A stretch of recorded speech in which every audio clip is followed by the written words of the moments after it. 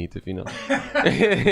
Bora, vamos começar a Vamos ver. começar. 1, 2, 3, bara, bara, bara. Não falta aquele tão, tão, George Silver. Yeah. É isso mesmo. Tu e o som.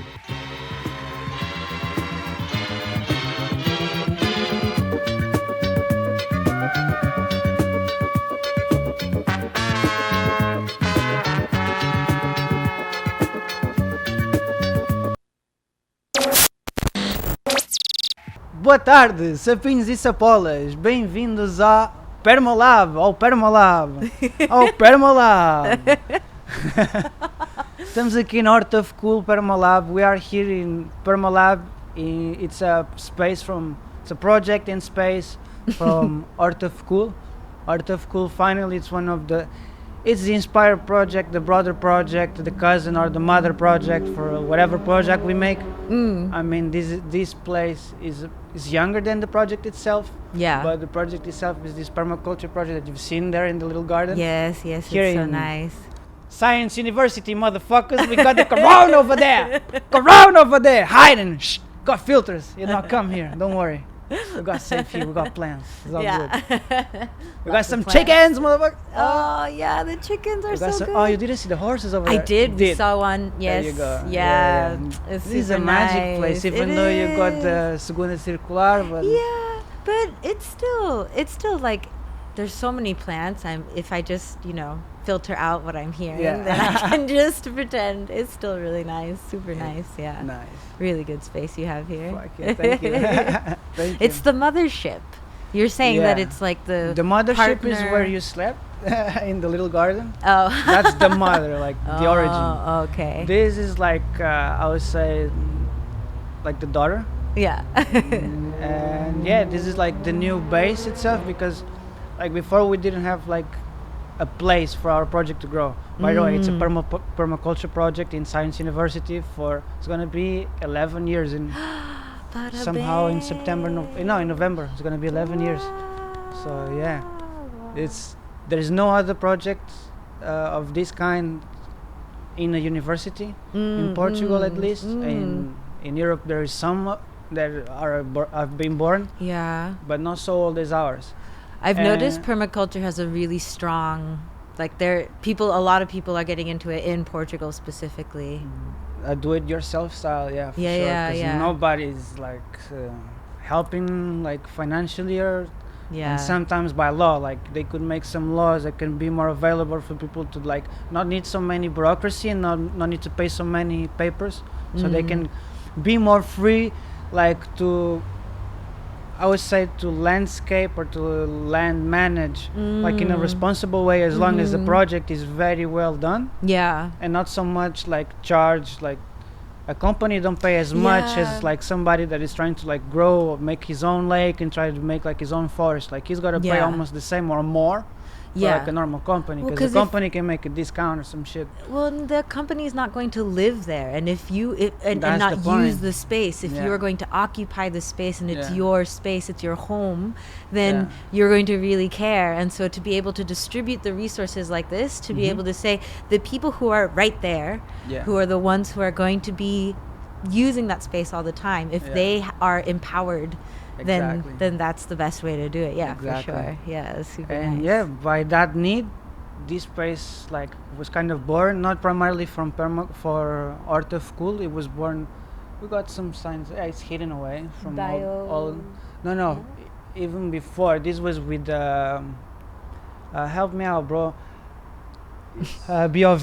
Biovilla, an old company / not really company, but kind of like home garage company. Okay. Urban Grow, which was more about like. Yeah, and Quercus, that was the third one. That was a big name, but Okay. yeah, because basically this was all full of graffitis and was all broke down and got trees like just growing naturally here from the shopus. I don't know how you say shopus in English. Poplar. Okay. Poplar tree. Yeah. Ooh. Yeah, they got the white one. Yes. Yeah. Yeah. Yeah. Oh, they're really So pretty. imagine like all the clones just popping out here and growing big. Wow. Yeah, so they needed Nature to do taking it back. something, like to. Like, come on, it was all graffiti, all fucked up and shit. Yeah. Like, come on, Science University cannot look like that. Yeah. So they kind of give this touch, and back at the same time, we basically conquered like one of our teachers from vegetal physiology, Cristina Cruz. She helped us out because she was like the responsible teacher for the next little greenhouse. Okay. So we were like, we took over like from to half. We were supposed to occupy like 1/4. We ended up occupying like half. In the end, we occupied the whole thing, and then they needed the space, and we were back like to half. Oh, okay. But we kind of occupy almost everything. Like we're a bit so invasive these in that. greenhouses are also for classes and Just this next one Just that the we next use. one. The Okay. other ones is for investigation. It's for projects. Okay. Yeah. Okay. Cool. Yeah. Nice. But yeah, like we do little classes, not from classes. They now more and more like in the last 3 to 3 years, they start like the teachers itself like to connect more with us and like to participate more and like to get involved and like try to Okay. use our space for the classes also. Yeah.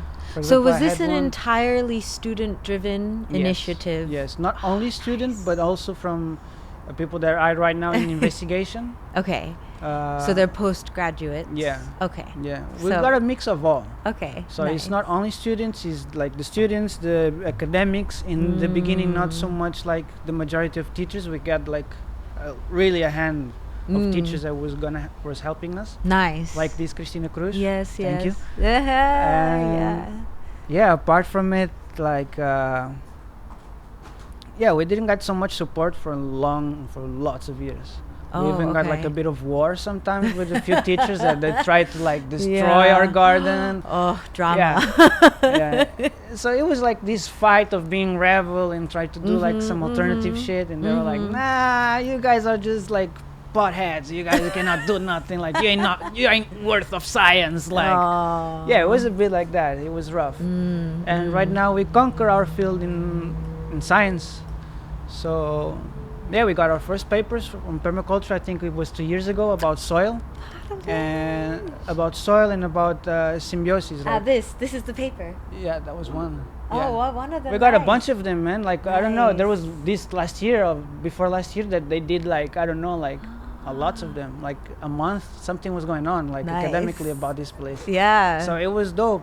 yeah. Like we had the Three Sisters like paper about like using the Oh, pumpkin, and using the corn tomato and corn. beans. Yeah, exactly. Yeah. Oh, And- nice. 4 plots. Yeah. The 4 beds and plots that Mhm. are there. Yeah. They were initially built for that experiment of the Three Sisters. Oh, nice. I didn't realize that experiment was done here because I know about the Three Sisters from other people telling me, Alright. like, because I have some friends So it's who. getting famous. Yes, it is. There you go. Yeah, especially the term Three Sisters. And I was like, where Alright, did this nice. term come from? Yeah. And I didn't realize until just now that it's from you guys. That's amazing. Dope. That's so That is nice. dope to know. Yeah, I know it is. Cool. Well, to be fair, I think I heard it most in a permaculture project in Sintra. Mm-hmm. So not too far. But Yeah. I think it's South American company. yes, okay, because I remember hearing about it when I was really young, It's, because I grew up in pre-Inca Estados Unidos, style. and so yeah, like I learned about it in like American history, Yeah. Okay. and it was also called Three Sisters there. Yeah. Yeah, wow, nice. Las That's Tres super Hermanas. cool. The Tres Hermanas, Yeah. yes, sí. Oh, nice.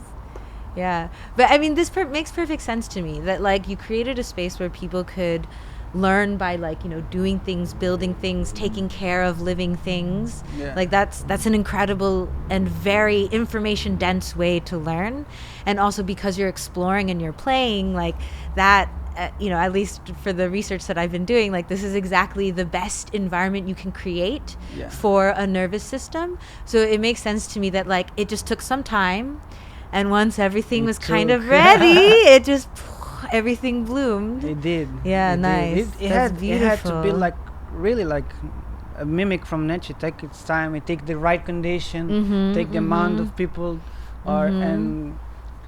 and somehow this force that we can never explain, which is like the will Mm-hmm. for something to happen. Mm-hmm.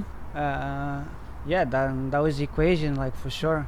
And on the middle of this, I forgot to present you. So we are here with our guest, Danbee Kim Danbee Tampi, and she's a neuroscientist in Champalimont. She's doing research, very cool research. Man, I got like very intrigued. Like you're studying behavior, but more or less no. Like it's a complex thing. It's about the intelligence itself, like how, like the gradients of intelligence, and how to actually understand what is intelligence in nature, and its patterns, right? Like understanding the different patterns in natures of intelligence. And you specialize in cuttlefish. Yes, so cuttlefish are... Friet. I know, they're also delicious, but they're also they're very clever. They're very clever, and also there's a interesting thing where their nervous system is directly connected to their skin, which changes. It changes color, it changes texture.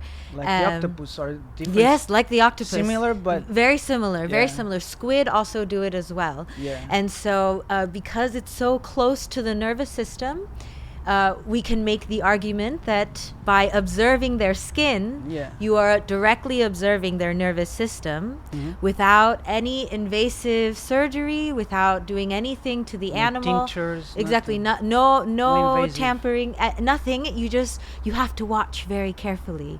So it's good video work also. You know, so that's the skills. I was imagining that. Exactly. Probably a lot of hours, man. Yeah, exactly. Yeah. So learning.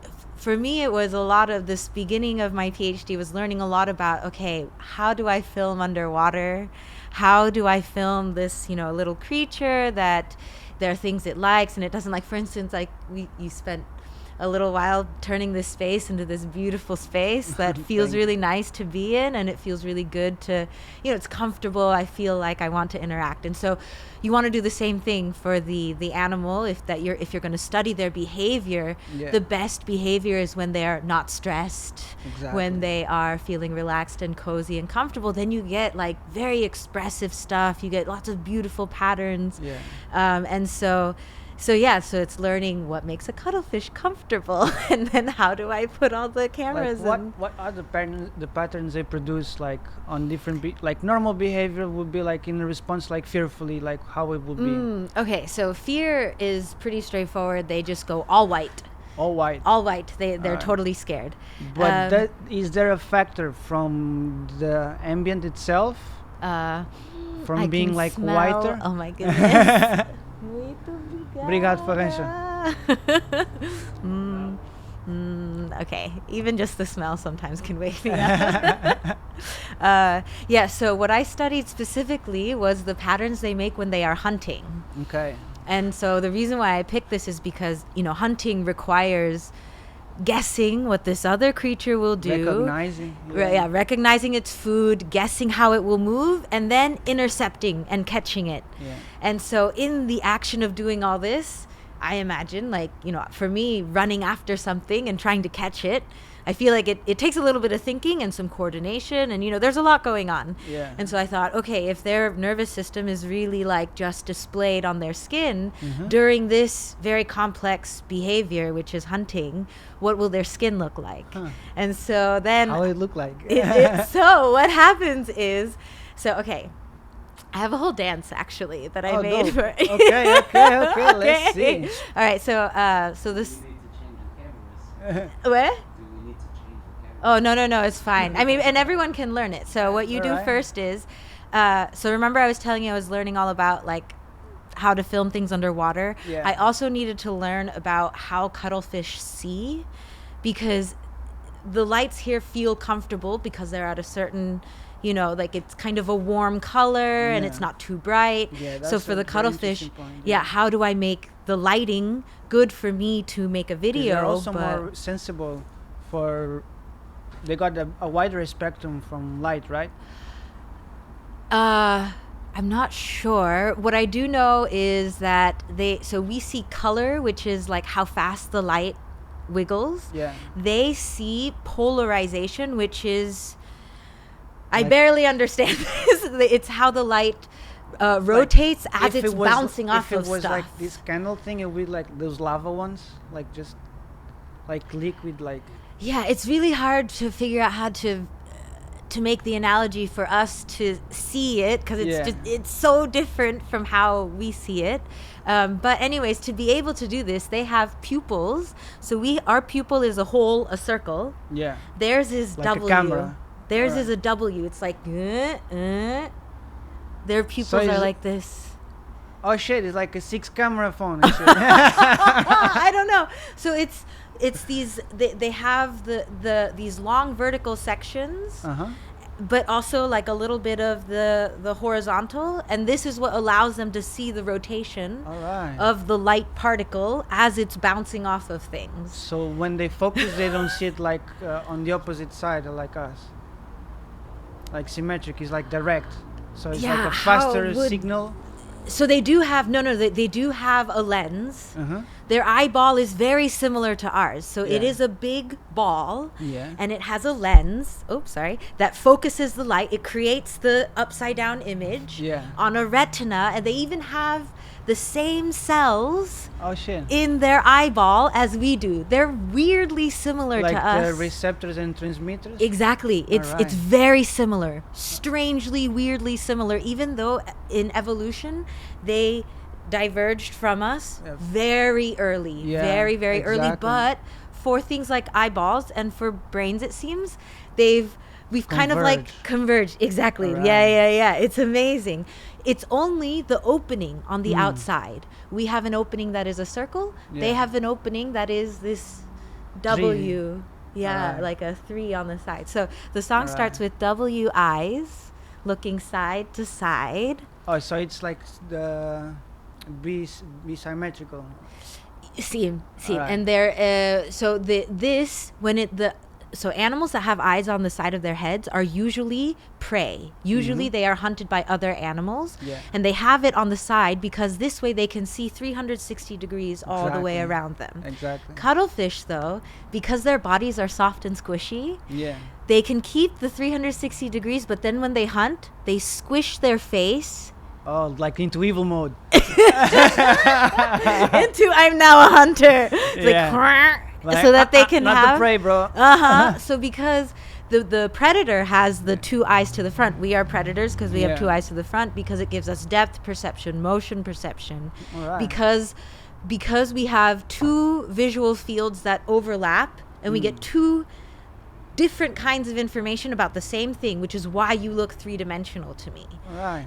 So what you gain is Yeah. things look 3-dimensional. You're really good at tracking things, Yeah. all the And things you get a need to be sense a of hunter. distance on- Exactly. How Yeah. fast do I have to run to intercept? And even for the hunt itself, like to get a knowing, like to throw an arrow. Exactly.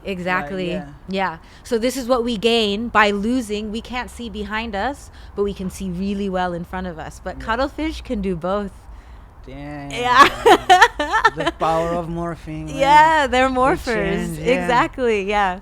Okay, so sorry. I was saying when they're hunting, Yeah. they start out, they could be in any kind of pattern depending on what's around them, because normally they're camouflaging.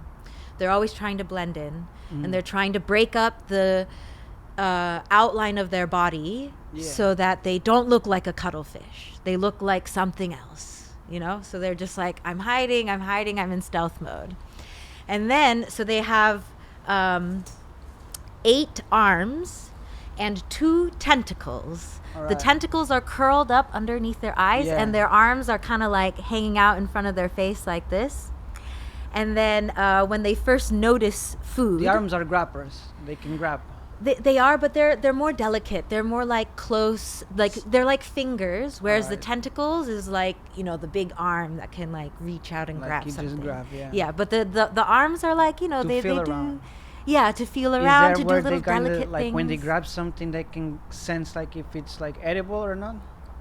If it's going to be like some poison animal, like how they recognize?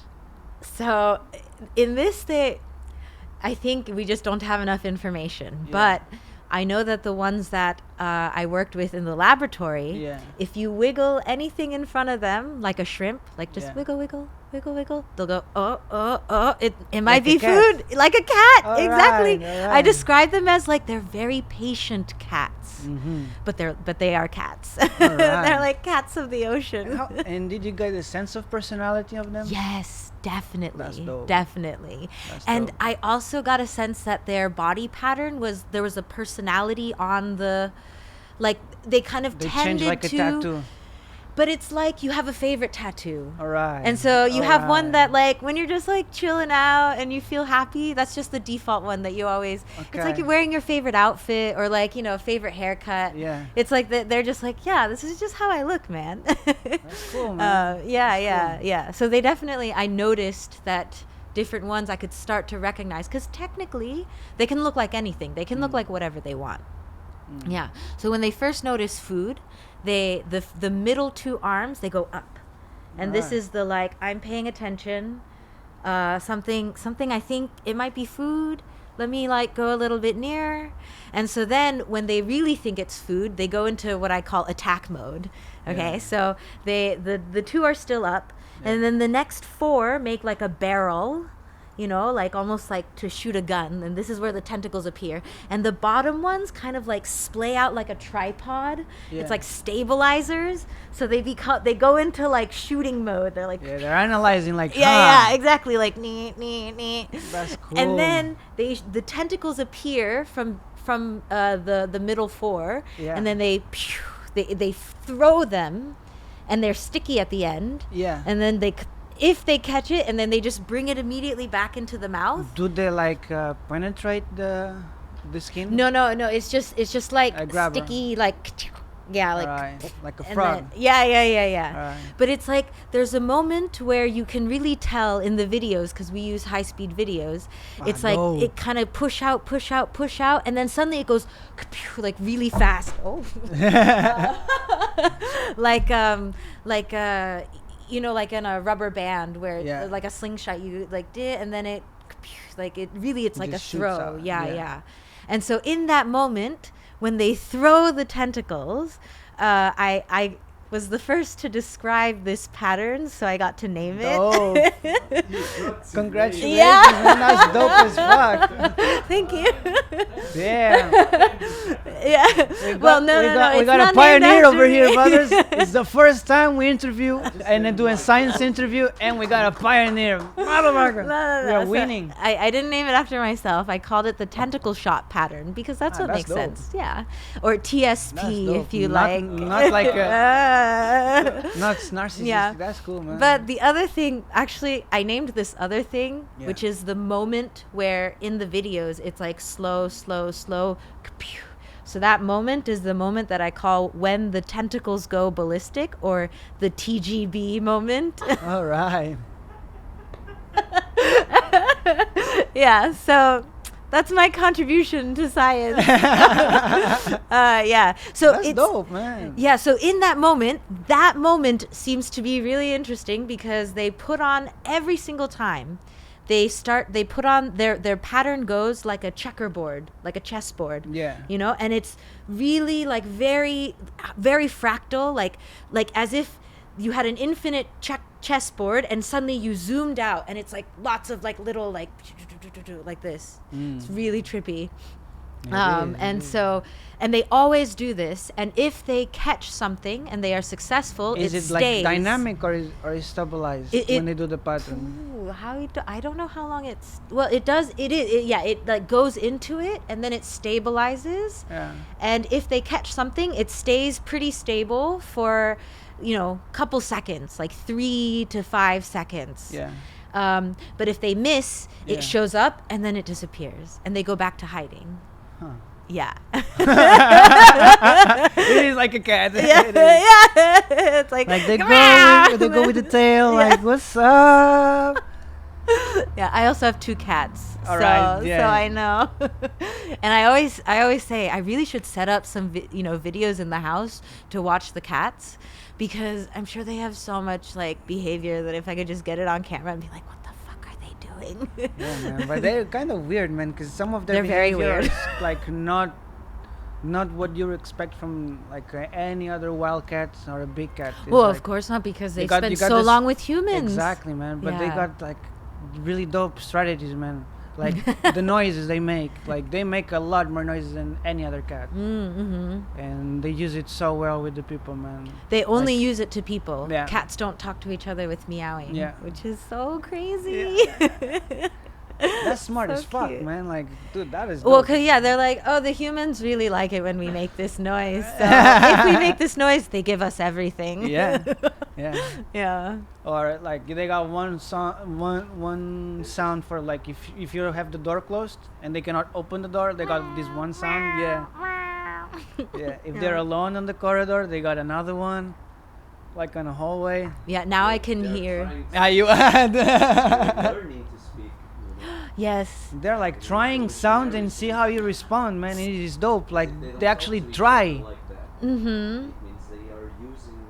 Oh, to communicate with the Yeah. humans, for sure. Because they understand that we talk. Mm-hmm. Yeah. We expose ourselves like that. Mm-hmm. Mm-hmm. Yeah, Is yeah. it maybe how they like hear us like A couple 100,000 years and they'll be talking to us. Talking cats, yeah, for sure. I don't know, but I'm quite sure Kaiser will be one of the first dogs to ever speak.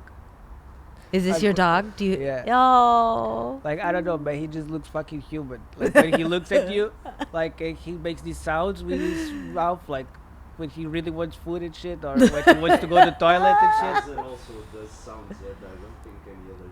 Mm. Normally, like he makes Do a you lot talk of to him a different lot? sounds. Yeah. Yeah. I talk to Yeah. my cats a lot, and with my cats, especially they're twins. They're a boy and a girl from the same mom. Yeah. And the girl cat, I started talking to her a lot with like "Purrow, purrow," like this, and so now she makes she that sound. responds, yeah. She sounds exactly. She goes exactly like "Purrow, purrow, purrow." So yeah, she's like, "Oh, you're my human, yay!" Are Yeah. you talking to me? Yeah, You understand yeah. me? She's like, yo, give me food, bro. Yeah, but she's really weird. She likes licking people's feet. Oh, the feet. Yeah, and I'm like, my feet are so dirty. Like, Dude, don't it's lick like my fetishes, feet. man. Like, there is one for everything. There's one for everything. I All cats like Yeah, mine she just likes to like do the grab wrestling move, Oh yeah. and like Does try she to use like go claws? into no good, claws. She good. like tries to like bite you, no bite, but she just like grab you. You feel yeah, me, yeah. and you go like motherfucker. And if you move too much, you go like now she Yeah, bites you. yeah, If you just stay calm, she like you don't react. Okay, Yeah. move to the Yeah. next one. Like they really This is want to very make trouble. cat. Yeah, very true. Are cuttlefish like that? They like to like play with each other and like make each other own trouble. I don't know. They're really, they keep very still. They're super, like their mode is stealth. Yeah. So cats, they stalk, they hunt after it. They Yeah. also use some stealth, but cuttlefish really, they'll like bury themselves in the sand and they'll wait for days and just wait Yeah. for the fish to come just close How enough. long will they eat from periods? Mm, Like anytime they could. but- anytime they could, but they're really patient, like I said, Alright. and maybe a little lazy, or you could think of it as just highly efficient. All right. You know, so one or the Like other. metabolistic wise. Yeah, exactly. Alright. Yeah, I think they're not so good at. I don't know why I believe that they're not so good at storing fat in their bodies, but I'm also realizing that your nervous system is mostly fat. It's mostly fat, protein, and water.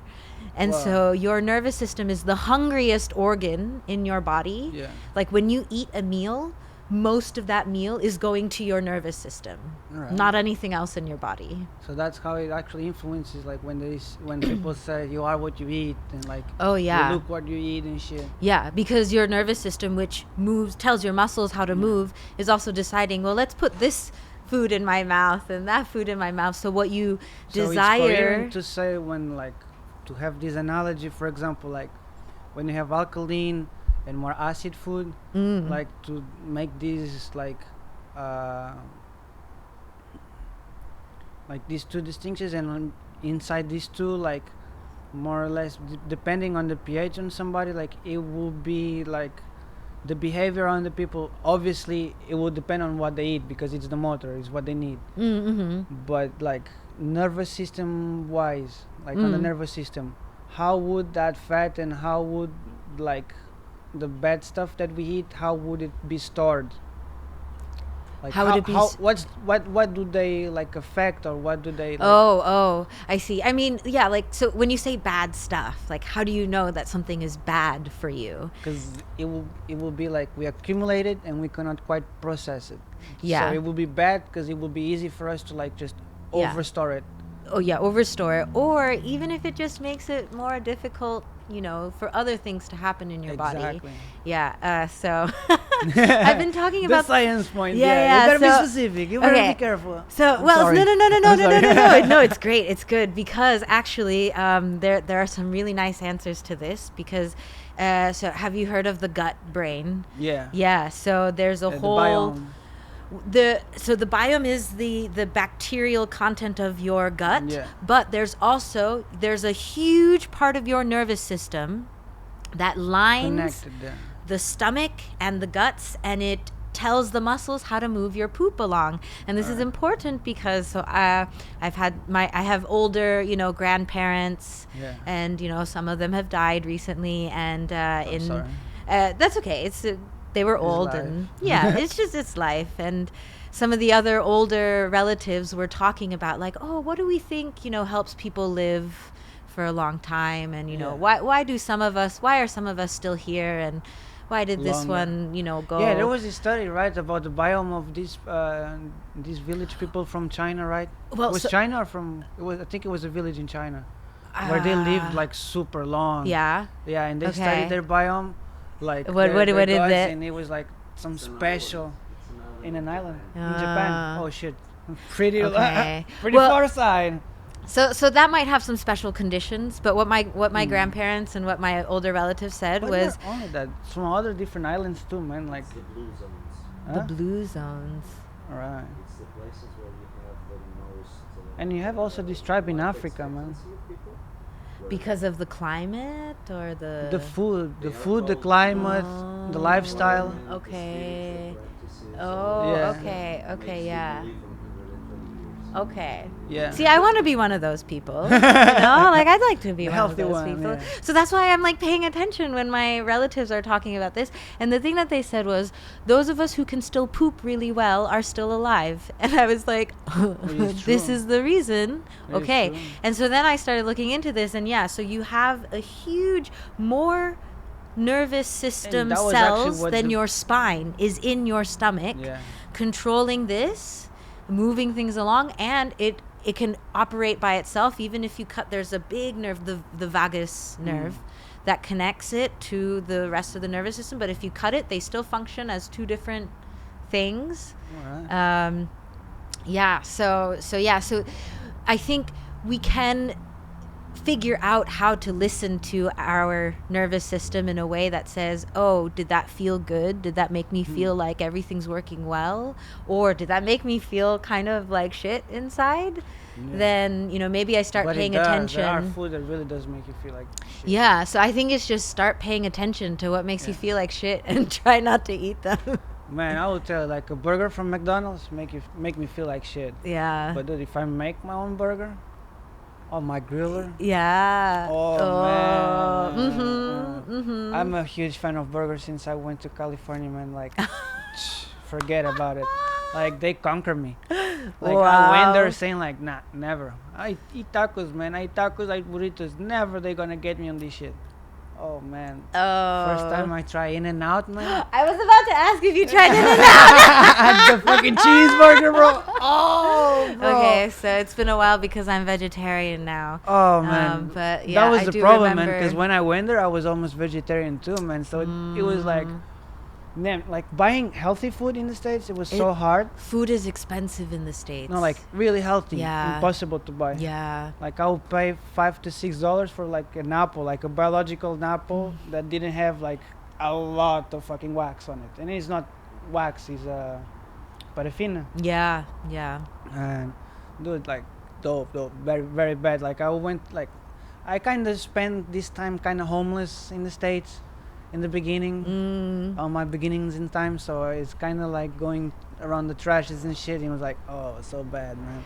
So in some of the But the cities, if you burgers, know, bro. Trader Joe's, dude, Trader Joe's has really good dumpster diving. If you're Alright. if you're ever in California again, go to the Alright. Trader Joe's in the like evenings. Yeah. They have That's good cool. dumpster diving, and then That's good to know. universities. Man, but the cool thing about California, man, is the Latin American community, especially the Mexican one. So I could relate to them easy because my dad is from Mexico, so it was so easy. Nice. And man, whenever I see them working, man, like I will go to them like, por favor, señor, necesito una ayuda. No quiero dinero, solo quiero comer. I just want to eat. Just give me like something to eat, man, and I just go, man. I don't want to make any trouble to you. Like people like getting fired if they try to help you. Yeah. So like the leftovers, like he would just grab the leftovers, put it on the back, and give me. Nice, But people will make trouble for this shit. Yeah, I mean, there are certain cities where if you know musicians in any city, they're usually pretty chill, and they're like, yeah, obviously you need to eat, but Americans. I was not so much around musicians in that time. Probably some might be, but not in that moment. It seems like you are now. Huh? It seems like you are now. Around some. Around musicians, no? Because Yeah. you've been filming them. Yeah. Today was a long day. Yeah, indeed. You're going to see, guys, the next video clip from Studio Bros. It's going to be dope. Yeah. Getting out of fucking stage, man, but buffalo burger, cheeseburger. They were just way too good, man. I'm sorry, like even for vegetarians, man, like if you have the money, they already had like how was the name of those burgers? Oh yeah, like the vegan ones. Yeah. Beyond Burger. Yes. They had the Beyond Burger and 2 other brands because they were like competing. Somehow. And they've got like the fake blood in order to make it fry correctly. Yeah. It's like pretty fancy. So my family still lives in the U.S. and both of my sisters. Where? One is Virginia and Mississippi. Oh damn. Yeah, so we're in the South.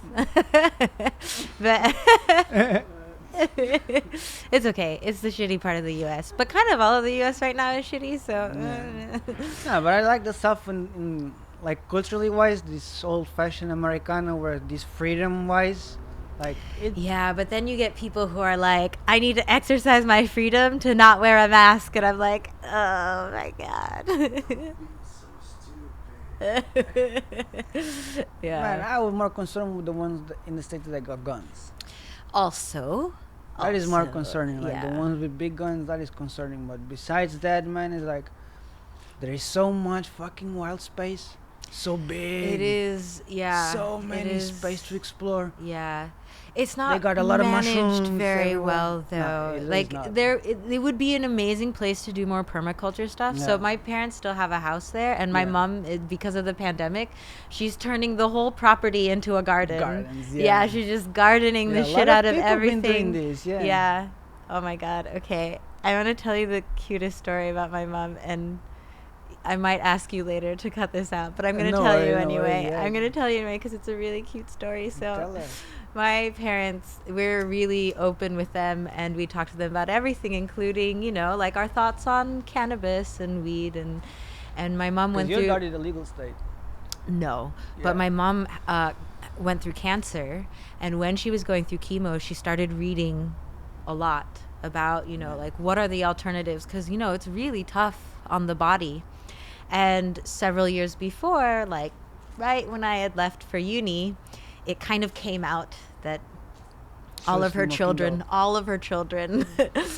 didn't really believe the current legal stance on weed, and so this caused a little bit of angst. But then when my mom was doing her reading, she learned all these studies that people had done with weed as a way to manage pain and as a way to boost immunity and all this stuff. And so she was just like, wow, so she really got into the science. Yeah. And got Did she really into request it. from his doctor, or Huh? did she got a request from the No, doctor? it wasn't a possibility. So anyways, Oh, I went man, to 'cause Colorado sometimes and there I was sent this her. meat that you could get like from the government weed. You could, but Yeah. not in the state that she was in. Right. So I did go to Colorado and I got her some candy. Some edibles. Yeah. Damn, that's But- hard. But so she asked, Yeah, like, but she those was are like, big would dose it for the first time. grow in Mississippi? She was like, Yeah. climate-wise, I know it's not legal, but would it grow climate-wise? And I was like, yeah, Why like it's a not? pretty Yeah. good climate. It's like warm and wet, and Yeah. so I was like, why, Mom, are you thinking Well, a about? bit And she humid was like, for the flowering, but yeah. yeah, but so my mom was like, well, it's just I know that all of my children, they smoke, and I just want to give them, you know, like really nice, really fresh, you know. That's so like, fucking I cute. know, That's I adorable. know. Man, I wish My mom just listened wants to me, take man. care of us. Damn, that's lovely. No, but it's Man, I cannot complain. My daddy did this to me, man. Oh. Yeah, once when I get to Mexico, man, he got this little jar of weed waiting for me in his house in the refrigerator. Oh, I shouldn't say this shit, but That's why I was like, maybe I will ask you to cut It's this. okay. It's okay. Nobody's gonna go there, man. Come on, it's an old man living in a jungle. This is for the patron. Huh? This is only for the patron. Yeah. Oh, Extended edition. There you go. I always there forget you to go. say this, but for our Director's Patreon cuts. motherfuckers, if they give us 20 euros, we plant Are you on a Patreon? yeah, we plant a fucking native tree on a permaculture project. Oh my God. They just Okay. gotta I send need to 20 follow you euros on so we Patreon. can- Okay. Yeah, Awesome. yeah, probably gonna be our first. So tell the shit out of. So what's going on? I with try, the but I Patreon? forget, man. I forget this announcing and sponsoring and all this stuff. What kind of tree will you plant? Oh man, like basically right now, because Mhm. I'm not expecting like any big orders and stuff. But if I will get any order, I'll first like call Sylvia da Floresta, which is one of the persons that taught me permaculture, Okay. and she's a teacher and she's got a land. Oh, A really cool land, and nice. she's near also from fireplaces. And I'll ask her like what would be the native one in her area that she needs the most to be populated. And that wise, I would choose that tree for that tree or bush, because we always just think about the tree, but we need bushes to combine so the tree can grow. Yeah. So That's it will be this. beautiful. Yeah. Nice. But yeah, we expect like people to send. If they send more, they can get some CBD on their mail. Like I assume now they only can in smoke because we got Portugal. industrial license, motherfuckers. No, it's so fully legal. Nice. And yeah, and if they give a bit more, we send this, and we send a lot more. Oh, and if they give us 5 euros, you get stickers, like stickers from Sweet. 3 of our friends that they make the stickers handmade. And in Nice. this project was supposedly to make every month a different sticker, like a hand. Okay. But That's a lot of stickers. yeah, but we don't have nobody, so we still have the same ones Okay, like so waiting. You have to share the word, spread Yeah. it. And the big pack, the last one, you Are get you like on everything. Instagram, Twitter? We are on Instagram, we are on Facebook, on YouTube. Yeah, I did wanted to go on Twitter, man, but then I was like, What's wrong with Twitter? nobody here actually knows how to work it. Okay. Like it's more a United States wise, UK wise, more Oh, okay. and more like Nordic style. I see. app. Yeah.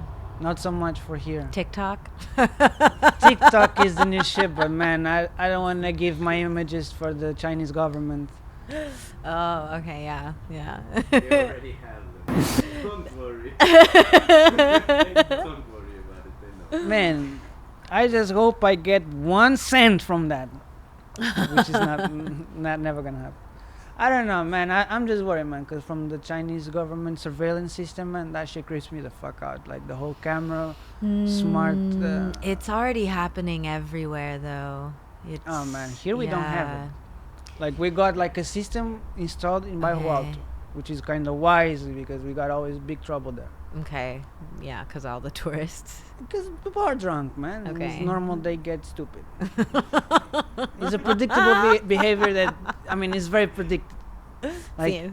people get really man, it's just stupid, man, because Try to get a cuttlefish drunk. That's a good question. Did you ever try to get a cuttlefish I spawn? never tried because I was working with, the animals I was working with were 15 months old, and sort of the life expectancy of That's long, these right? animals is 18 months. So they were like at the end. The peak of a- death. Yeah. The Yeah. grandpas. Yeah, exactly. Grandpa So- cuttlefish. So think about it. I was studying grandpa cuttlefish hunting. Still so a of hunter. course, like Still a it's hunter. still a hunter. So yeah, That's but a some lesson of for them, humanity. there was one that just he never. He just give up on He life. just give up. It was like I'm not hungry anymore, and I was like, please eat something. Just fucking the stats. Yeah. Well, so I had to say, like, I originally started with 6 animals. One of them did absolutely nothing at all. So I have data from 5 animals, which is like a fairly small data set. So I had to do a lot of. It was cool though. I did finally learn statistics because I. Maths, very good at it? No. I I like would have exam. watching animals and hear thinking about- about what's going through their heads and making up voices to imagine, like, oh, this is what they're thinking. Da, da, da, da, da. But like, yeah, maths was never. I learn it because I have to in order to, as a real adult, be allowed to continue just watching animals do Yeah. cool shit and make lots of videos of them and be like, well, this is what they might be thinking. That would be cool. That would be That's like the an dream. amazing YouTube channel, though. That's the dream. Yeah. So yeah, I'm very close to graduating. My thesis committee just told me, yes, you're good. Fuck yeah! We Congratulations. approve you to Yeah. graduate. So as soon as I'm actually graduated, I will do things like make a YouTube video about the inner lives of cuttlefish. Fuck yeah! Yeah. Yeah. That's dope. Yeah. That's amazing, man. Thank you. Man, but I've seen you not only been working with cuttlefish. You've been working like in a lot of fields. I've seen this part of your project, which is music, explaining neuroscience by music. Which were in the studio. We were all getting you a bass for you to play. Yeah. We'll get better times. One day. We'll get better times. Man, tell me more about all those projects. Like, how's been that process along the time? Well, so one of the things that that not just me, but the whole research group sort of is studying, like the big question is why do we even have a nervous system? Like, why? It's such an expensive organ. You know, like I just said, it was most of the biologically food. wise to make.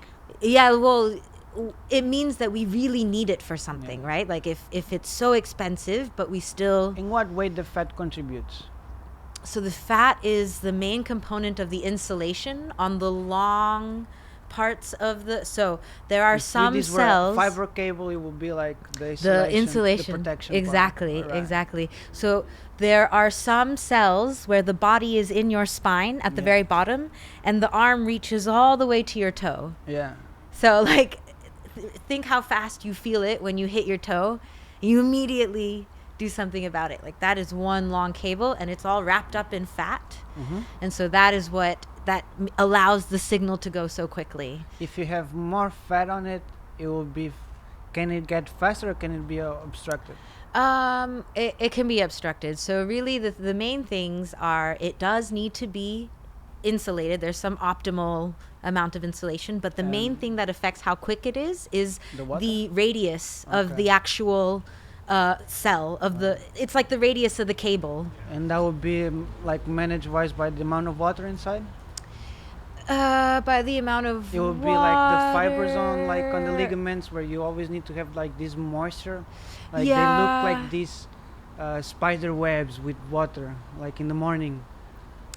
Oh. Is it is it like a lubricant thing? Like it needs to always No. be Like present it's the among inside. the cells? It's the. Well, I think it's just there are some. I think it's there to make a fatter cable takes more resources, so you get by as much as you can with thinner ones, and then when you really need the fat cable, you put resources into making the one that you need. But actually, so Shokush, Lulash, Polvush, that family, Cephalopodash. They are the reason why we know this, because in their body they have a wide enough variety of cable sizes. Right. So they have one famous one, which is the giant squid axon. Exactly. It's a giant cable. one, Yeah. But they also have like really little ones. And so this giant one was the first one where and this was like back in the 50s. So they didn't have like the super sharp glass needles that we have now. It was literally like a sewing needle. Yeah. They're like, we're putting electricity into it. Let's see what happens. And so this nerve was a cable thick enough where they could put 2 needles inside and one on the outside to actually measure the way that the ions were flowing back and forth. Yeah. And that was like studying also the tetano moment, right? Where it just over like when it's like an over signal, it just went like like for example in a fight when you get like the knockout and you get like the tweaker feet and you get like when people are just like doing shakes, this. I don't know that part of the story. I only know rigor this part mortis of mode. No, I don't think so. I mean, I think that's just like it can be when the insulation is not thick enough, and so they're crossing. All right. I think this happens for MS, multiple sclerosis. I don't know, actually. I don't know. Never mind. I don't know anymore. Don't ask me, bro. But right. So going back to the It's like the inflammation what? the insulation. Okay. Yeah, it's being destroyed through the inflammation. Yes. Yeah, it's an inflammation of that fat tissue that's around the neurons. Yeah. It's an autoimmune disease. Yes. So it's Yeah. your body fighting your own neurons. Yeah. Thinking that it's Why not is that? part of your body. Just a signaling error. So fun fact. Signaling error. Yeah, so all cells have like little flags on the outside that say like I am part of, Julio, or I'm part of Danbee, and I am a this kind of cell, and I, like all kinds of little flags saying like this is what I do and this is where I belong, and Exactly. these are the signals I respond to. But if it doesn't have like the proper like I am part of this body flag, then your immune system is just scanning these flags and being like, which one? Oh, this one doesn't belong. Kill. And the immune system also has a memory. It has like highly specialized cells. It is as complex as the nervous system. And actually there's a long history of immunologists and becoming neuroscientists, and neuroscientists becoming immunologists, because they become fascinated with how complex the two systems are. They really interact with each other in a very like beautifully. It makes more sense. Yeah. The brain mixed, Yeah. But then if you think about it, all of the systems, the digestive system, the immune system, the nervous system, the skeletal system, all of the systems, the blood, everything, they all work together because it's all in this body, all working together, being me, this one human. So it's always, it's constantly interacting with other things. And so this is sort of the thing that in my thesis I tried to convey, that like the way that we're doing neuroscience now in the lab, it's really cool and we're learning a lot, but we're learning a lot about animals that are clones of each other living in a perfectly sterile, predictable environment where their food is handed to them every day. They don't really move. They don't have to think very much. And also they're kind of socially deprived. They're also like, they don't really get a lot of stimulation.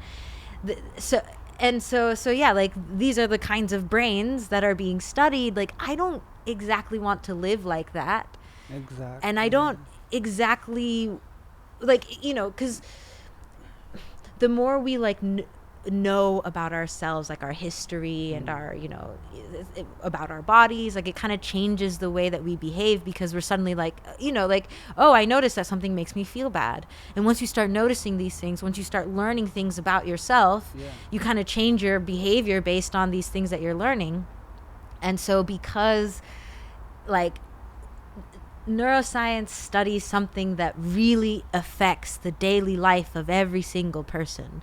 So I feel like it's really important for neuroscience to learn how to communicate very deeply and very clearly with as many people as possible. And so that's why I started mixing music with neuroscience because music it really speaks deeply, and you can really, across languages, across cultures, you can really communicate a lot. It's not necessarily the same kind of stuff as, reading a paper. Exactly. But, getting a feeling, but also feeling connected and feeling like there's this thing. Even the mathematical on it, it's more beautiful. Yes, of music itself. Music itself as an act is also this incredible act of.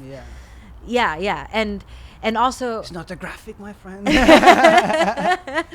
Be, but no, thank you. and also, children's songs are the best way to spread information because they're catchy, they're simple. They get stuck in your head, and the words just go over and over, and then you start thinking about the words, and then you're like, oh, these words, I'm finally understanding what the lyrics are, and it's kind of like pushed into your brain over and over and over again. So I've been trying to write children's songs. That's cool. If you want to take over the world, you have to learn how to brainwash people. So, all right, starting with the children. Start with the children. Planting Exactly. seeds. With animal voices and cute cuttlefish and and this is also why the last chapter of my thesis is a graphic novel that I specifically aim towards teenagers. Because I teach at a summer camp, and I've been teaching at the summer camp for 10 years, so almost as long as... Where in the States? In the States. In the mountains in North Carolina. Oh, shit, that's dope. It's beautiful. It's right by Asheville, which is like this amazing hippie little community in the middle of the mountains with lots of music, really good music. Does it got a lot of lakes? It has rivers and little creeks. All right. How do you say in Portuguese a small rio? Ribeira. Ribeirinhas. Muito ribeirinhas. Muitas ribeirinhas? Okay, yes. So, yeah. It's a really beautiful, magical place. And the age that I've been teaching is 8 to 18. Yeah. And now because I've been teaching...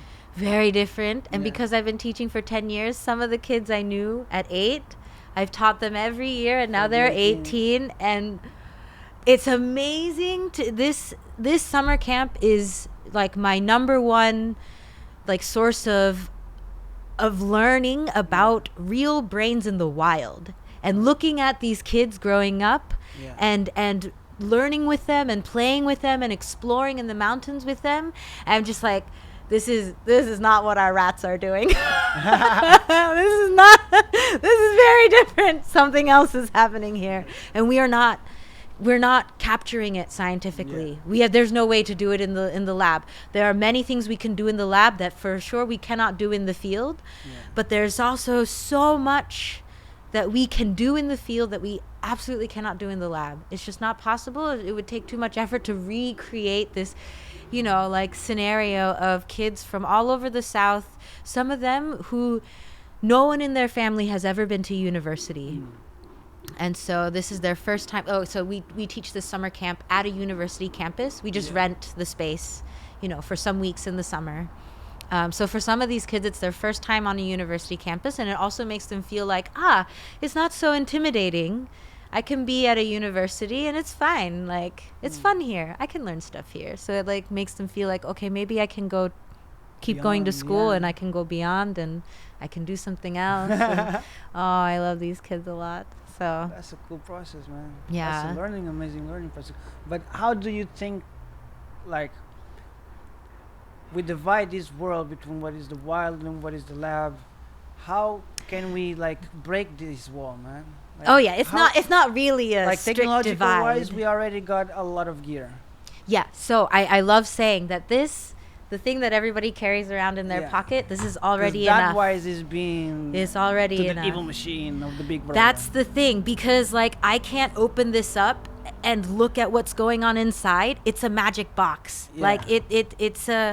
It's a black box. It's a magic thing. It's the same as praying to God. Like, you know, oh, I do this thing and oh my God, it magically happens. So it's not good for learning, and it's not good for our brains to constantly be interacting with things that I just don't know what it does, but I just keep using it and I really actually need it and I don't know how to survive without it. Oh my God. So like now, like, half of your brain is in something that you cannot access. Yeah. So another project that I actually have here in Lisbon is Neuroscientist, which is it's for Portuguese teenagers. All right. And we teach them how to do field neuroscience, but building all of their tools from scratch. So they know exactly what their tool does. They make it exactly the way they want, and they know the whole process. And so so they can literally do whatever they want. We teach them all these tools, and we teach them how to build. Basically, it's a smartphone, but it can run an entire operating system. It's called Latte Panda. Yeah, it can run. You're like, I need this. You just conquer him. He's in love right now with everything you're saying. Yeah, Latte Panda, it can run an entire operating system. It's about the size of a large smartphone. You can order it with like a touch screen interface. It has a built-in Arduino interface as well, so you can just add your own whatever shit you want. It's like is it better than Ubuntu? I think it could run Ubuntu. We were we were using Windows because my colleague, who I will be working with once I graduate, he's Portuguese, Gonçalo Lopes. He started this company NeuroGears because... Actually, sorry, I'm making it too complicated. He wrote a visual programming language called Bonsai during his PhD, which makes it very easy to quickly connect. Like, say you have I have a webcam, and when this animal enters this part of the frame, I need it to turn on a light and play a sound.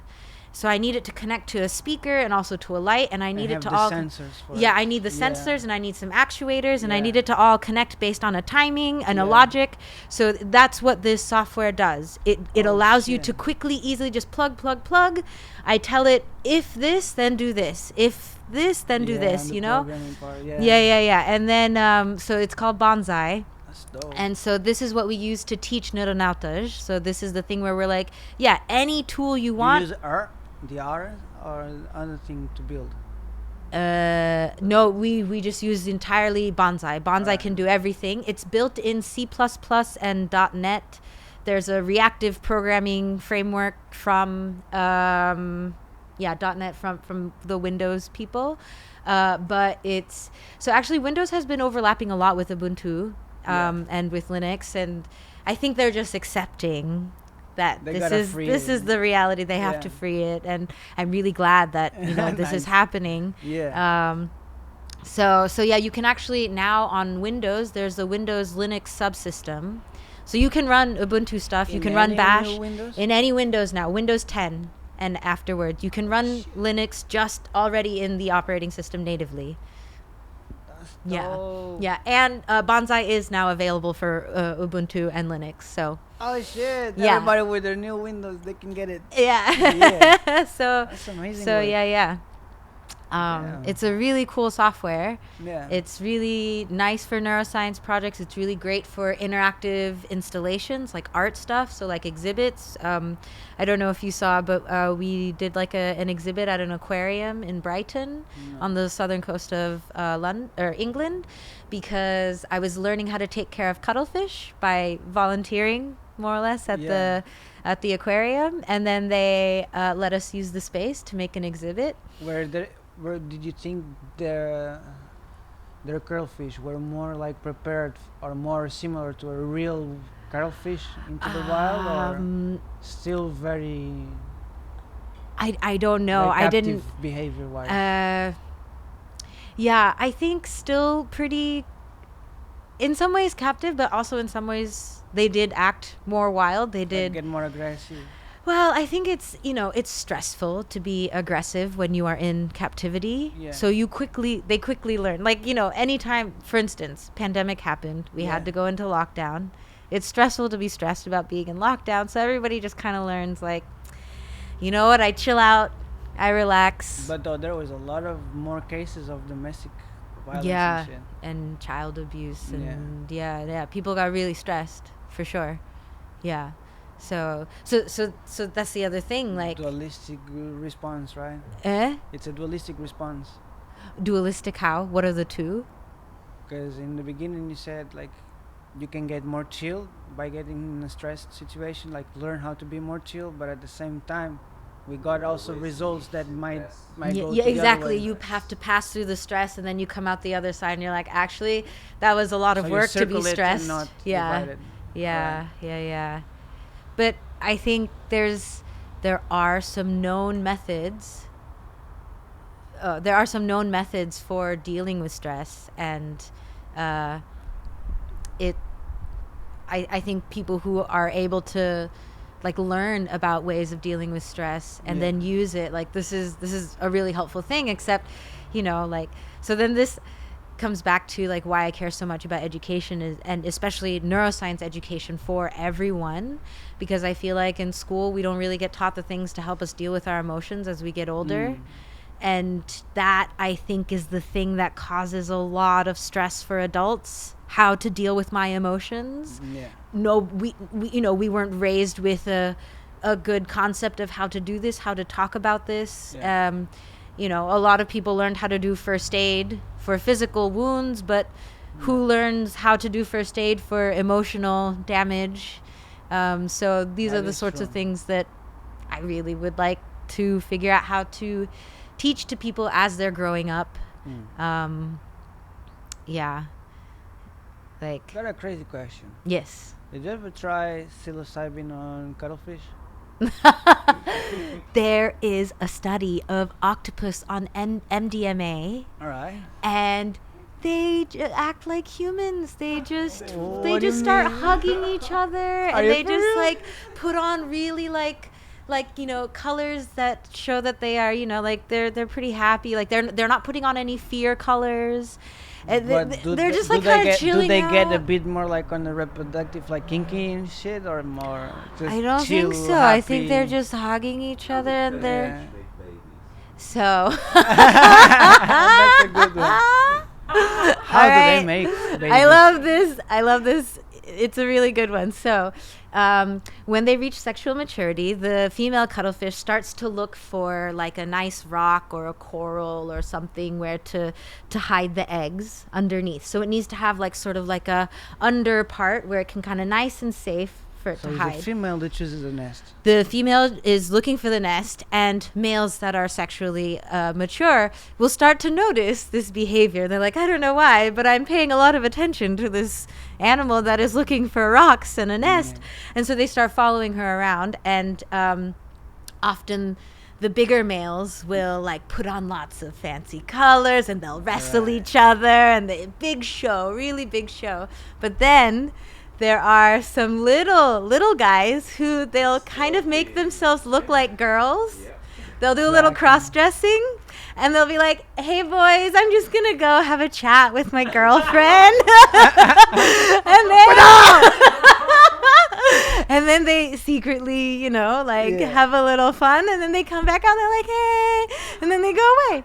And the funny thing is, okay, so the way that it And happens then the big is, one protects. hold on, so the female has pockets in each armpit where she Alright. can store The sperm packet Alright. from the male. So she has 8.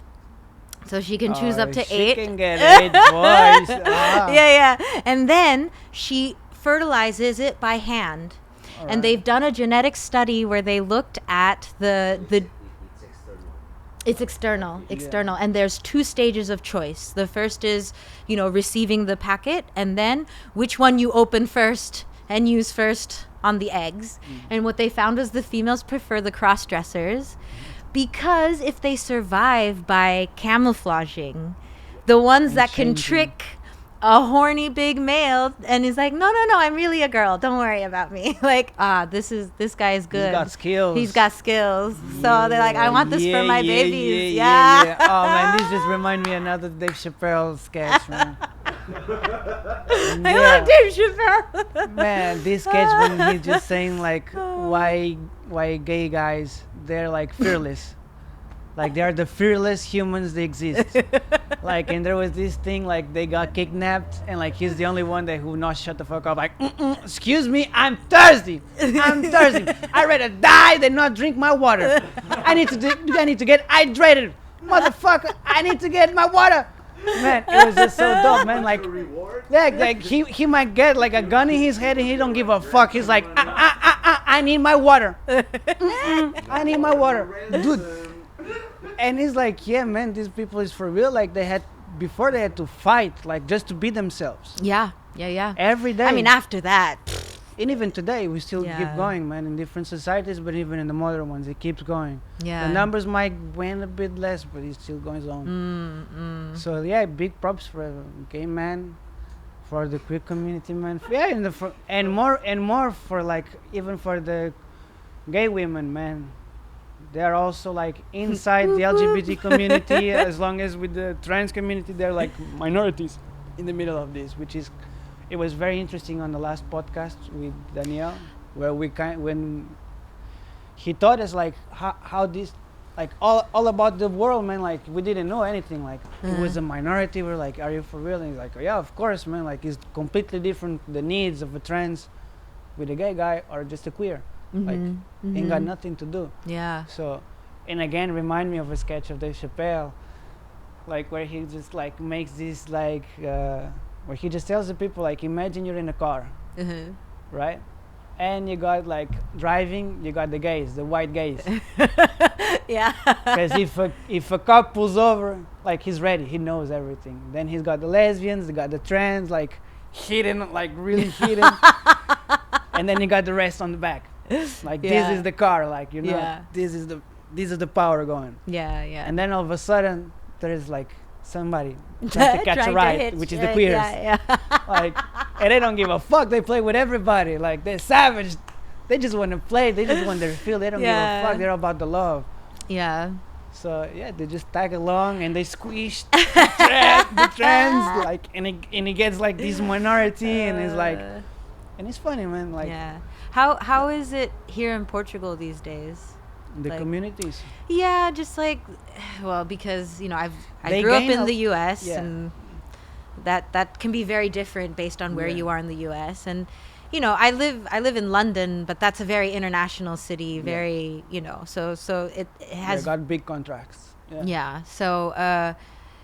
So yeah, but even in London it felt like and it made me realize that in the US I had these bubbles of safe spaces where I knew it was okay to be, you know, like loud about these things. Yeah. Well, I spent a lot of time in Massachusetts as well. And in Massachusetts there's everybody's it's out and it's very comfortable. But so it's kind of famous out there. You got this area. What is with the name? That you got this they got this gene from it. The Manhattan?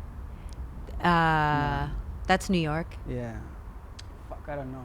Oh, I don't know. I don't know anything about closing jeans. You mean like? Nah, like drink. Oh, gin. Yeah.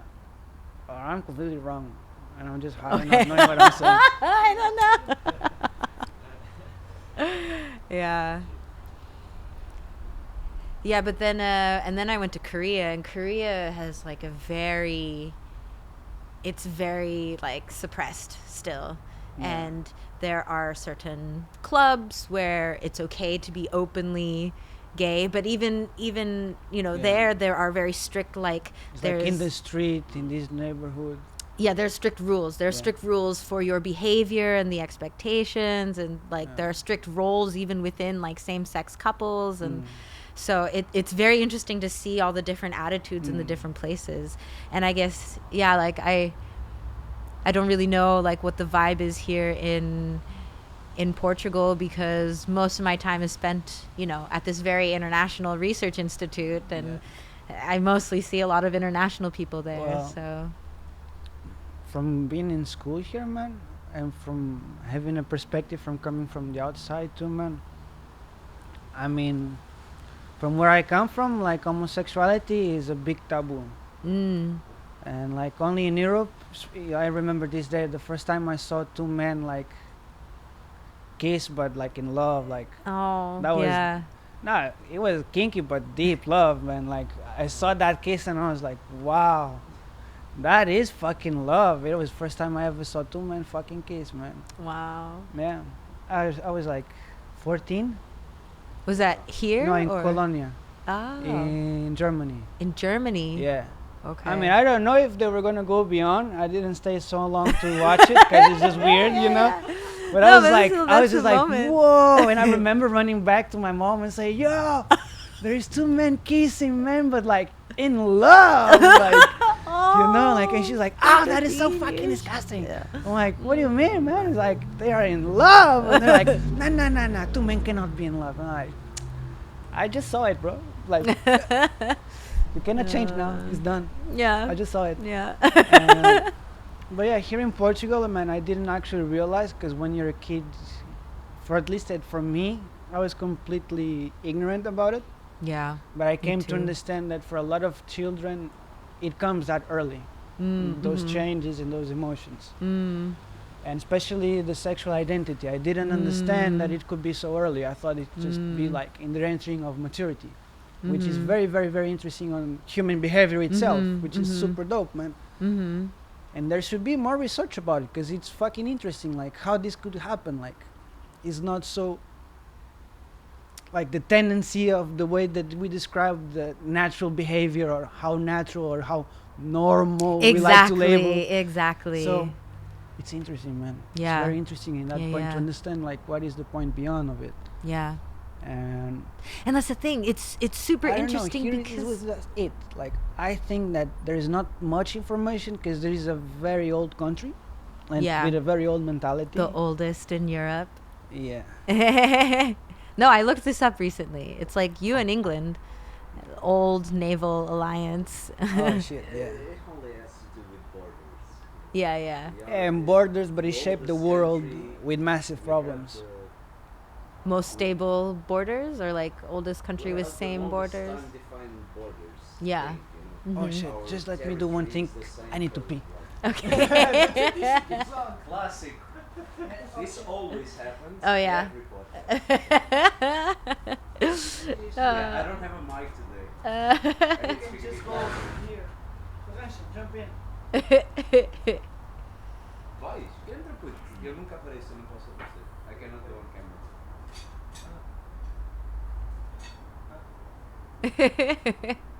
Yeah, I think. Frente, isto vai ser editado, André. I really like the art on the back of the laptop here. Do you know who did it? Yes, the same guy that did the stickers and does the stickers. That if you pay €5 for the Patreon, you get drawings like these ones that you cannot see. Yeah. You cannot see. Cannot see. You cannot You know see. the brothers behind the studio? You've seen the podcast. Oh, yes. Yeah. All of that.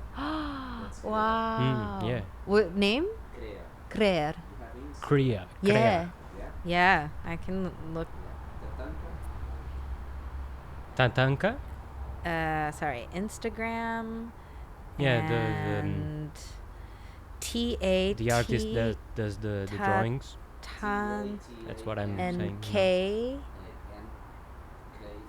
Oh. Tatanka Kria. Wow. Oh, wow. Oh, my goodness. Wow. Oh, shit. I learned the name of the artist that did Ah, the back of. This is your laptop, right? yeah. Yeah, it's gorgeous. Thank you. Yeah. And I learned that it's the same person who did the art in your studio. Yes, it is. Wow. Yes, it is. Nice. He's a master, man. He's a Yeah. master. Does he do tattoos? He does. Okay, I'm looking for someone to. I when I graduate, I need to get a tattoo of a cuttlefish, obviously. He's the one. So I'm shopping around for artists. Yeah. He's the one. Yeah. He I already kind got octopuses and cuttlefish dried. He already got sketches from it, so Nice. yeah. Nice. Yeah. Like I kind of want a whole shallow ocean scene with like coral and wave and Yeah. yeah. So I might have to He's your think man. about long term. Thank you, Farancha. As pessoas interessam-se. Yeah, because he's like this hermit, man. And like, I mean, he's like 36, 37 or some shit. I don't remember which of those. And he's been just drawing and painting, man. Nice. It's like professionally, like quality. Since he's like 8. What? Yeah, and even before, like I've seen his sketches like from early days, like from 6 to like that, and it was like a whole different level. You should put him in a lab. Yeah, he does have a The giant thing is- head this and a is- giant rasta. This is It will be exactly. hard, but Tentacles already. yeah. Natural tentacles. But see, this is why we need to be able to do neuroscience outside of the lab, because I mean, you know, you take him into the lab and that just kind of, it's like sucking color out of. No. We bring the lab to him. I don't think he can handle that. Yeah, no. See, this is why we bring the lab to him in a non-invasive way. This is my dream. That is very. Yeah. That's the thing that conquered me about science. Firstly, with the Dave Attenborough Yes, documentaries. yeah. I mean, the whole, like even You know the he's script, scared the of writing. rats. Huh? You know he's scared of rats. For Yes, real? But he did episodes I with know. lots of them. But he visited our lab, and my Oh no! You met him? I only saw him from afar. I don't care. That's good enough. But Damn. my That man cannot die without meeting me. but so my friend, my lab mate, she was showing him her experiment, which involves like rat behavior. Yeah. They play like a video game, like Pac-Man, except they're Oh, running is Louise around. on it? No, this is again in London. Okay. But it's similar to, so it's all with He's Bonsai, at the home, he's at software home. that I told you about. Yeah. And it's what is it? It's like they're walking on top of basically a giant screen. Yeah. And she projects a game On the lab, onto yeah. it's just a ball bouncing around, and if they touch the ball of light, a little They get a beep treat. goes and they get a little chocolate. They like Yeah. chocolate.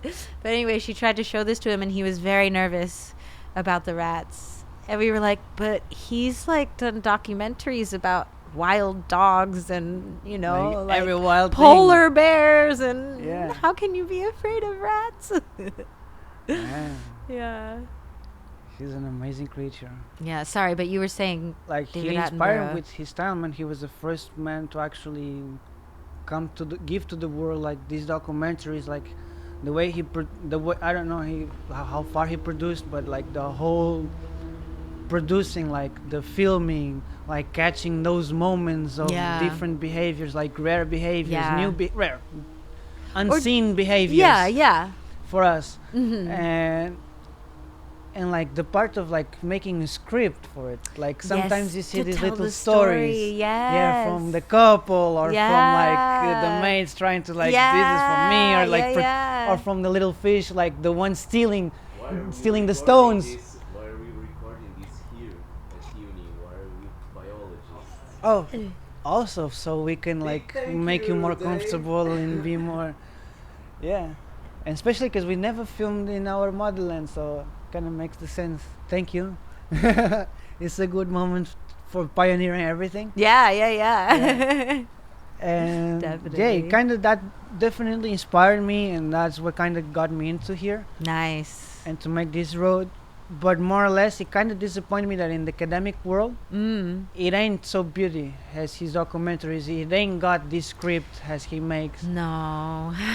and I find it more harder to understand, because I find on his scripts and on his films that he can catch more complex moments and more unique and more truthful to understand and to be able to explain Yeah. that it will be like in lab itself. Yeah. Well, because it's not an easy thing to communicate well, isn't. and a lot of times scientists are not trained to communicate, and people assume, "Oh, I don't need to train this. I just do it." And it's like, "No, it's actually a real skill." Yeah. And it requires training. It So you requires encourage practice. scientists, for example, to do all the positive reinforcement process for testing instead of just shocking and just doing like Just negative learning how to reinforcement. talk about your experiments to people who aren't the person who works next to you. Yeah. You know, like everybody is. I like how it was described once in a book where, you know, the time when one person could understand everything is gone. There's so much knowledge now that everybody is a specialist, and you need to be able to have a basic understanding of a lot of other things Yeah. that are outside of your speciality. Exactly. You dig Like really the deep in cells. one thing, yeah. But so this means that sort of as a good community member, your job is to make it easy to convey the basics of your speciality to other people, because that's what you need from each other. You need to understand the basics of a little bit of everything, you know? And yes, you should have something that you are really good at, that you this is how you contribute to the group, but also in order to know how to work in a group, you need to know a little bit about like, oh, well, you know, I know enough about what this guy does to know this is how he could help, and because he's helping, I can do this thing that I couldn't do by myself. And so it all kind of like figuring out how all the puzzle pieces go together. Yeah. This requires that we communicate well to each other, so we can say, you know, these are the things, the basic things about my field that you need to know in order for us to do really cool shit together. Yeah. There's a symbiosis work. Exactly. Yeah. Exactly. And I mean, we all live in the same world, and we have to live with each other anyway, so might as well like do a good job of it, you know. Man, I found you through Artivist, man. Yeah. Yeah, because you put arts, man, and you bring this like in an educative part, and you bring science like hand to hand, Oh, like one on thank one. you. This is all I want to do with my life. Man, and that is the definition of an Artivist, like complete. Like, thank you again for your work Oh, thank and you. for the contribution. I hope all those minds actually got inspired, man. Mine definitely got inspired when I was a kid just by watching this show on TV. So I bet you're gonna get these kids for real. Oh, thanks. I really hope, man, because the world is very complex, and we never know what can happen and how we can respond. Like, and that's very interesting. Like, I don't know, like for example, with the psychedelics and stuff, like it intrigues me a lot, like the behavior and the change of behavior and the patterns itself. In both ways, the good and the bad way, Yeah. which is very interesting. Did you read that study where they gave LSD to Spiders. humans? To humans, there's lots of them. Yeah, well, there was The a old recent one ones where or they new put it. ones? They put recently. They put people into an MRI while they Right. were on With LSD. musicians? There were a couple different conditions. Yeah, Yeah. some where they were listening to music, some where they were listening to nothing, and some people got actual LSD, and some people got just a placebo. Alright. But it was really nice. Like they have some beautiful images of how like. Under LSD, they were different parts of the brain. So parts of your brain will activate together for you to coordinate things. Yeah. Under LSD, those patterns of which parts were activating together Yeah. were completely different. So they were thinking, this might be a good way to help people break out of negative thought patterns, you know, like, so for things like depression and anxiety and where a lot of times it's like a cycle of bad thoughts Yeah. or a cycle of bad habits, these bad patterns, how to break it, and to just turn a couple switches and be like, let's try a different pattern now. And it just makes the brain the try. neuroplasticity. Exactly. It just Yeah. makes it try a different pattern. And the thing is, Does what it I stay really permanent like on the mushrooms? Like on the psilocybin effect, or I mean, not permanent, right? Because the chemical runs its course. Yeah. The chemical does its thing. but the and then, neuroplasticity itself, like so yeah, people were reporting longer term that they Yeah. were able to more easily find different patterns of thinking. yeah. Because, and it's almost like this first thing is like it Sweet. breaks the ice and it says you can think in other ways. Yeah. And suddenly you're like, oh my God, I can. And it's so different. And so then it creates this space between this is how I was always thinking and this is how I thought when I was on this crazy drug that really changed everything. And so then you have all this space that you can explore and you go, okay, like, how about if I only go this far into this new interesting It's a space different that suddenly connection. opened up? Yeah. Yeah. So it's to show people, here's a new space. It's like opening the bonus level on a video game and being like... The difference between the black area and the shaded area in Age of Empires. Yes, the parts of the map that are lit up versus the parts where you're like, I don't know. There, but you know that There's something there. Yeah. Yes, exactly. That's a good term, So as soon as you know that something's there, you're like, I have to go explore. Yeah. So It's true. So yeah. I still find it more intriguing is on the psilocybin effect on the brain, because it stays more permanent and you can change your behavior like forever. Yeah. And that is dope. So this is why I think it'd be so good if we also studied adult behavior, because we have we have a lot of information about the phases of development when you're little, but then it's almost like you turn 18 and then suddenly you're a rock and you never change. This is so not true. Yeah. Like there's definitely stages of continued growth and you change. find it even more complex on the face, like after on the transition of a teenager and adulthood. Because you got the hormone factors, I would say, and then you got like the society factor, like an ambient factor, which is never before stressful. Yeah. So I think the main effect of puberty is you just suddenly care a lot more about the perspective on you from the outside. Because before you were just like, you were only I've noticed this in kids that I teach. What the others think about me. Exactly. What the others think about you suddenly becomes super important. Before you're like, I don't give a shit.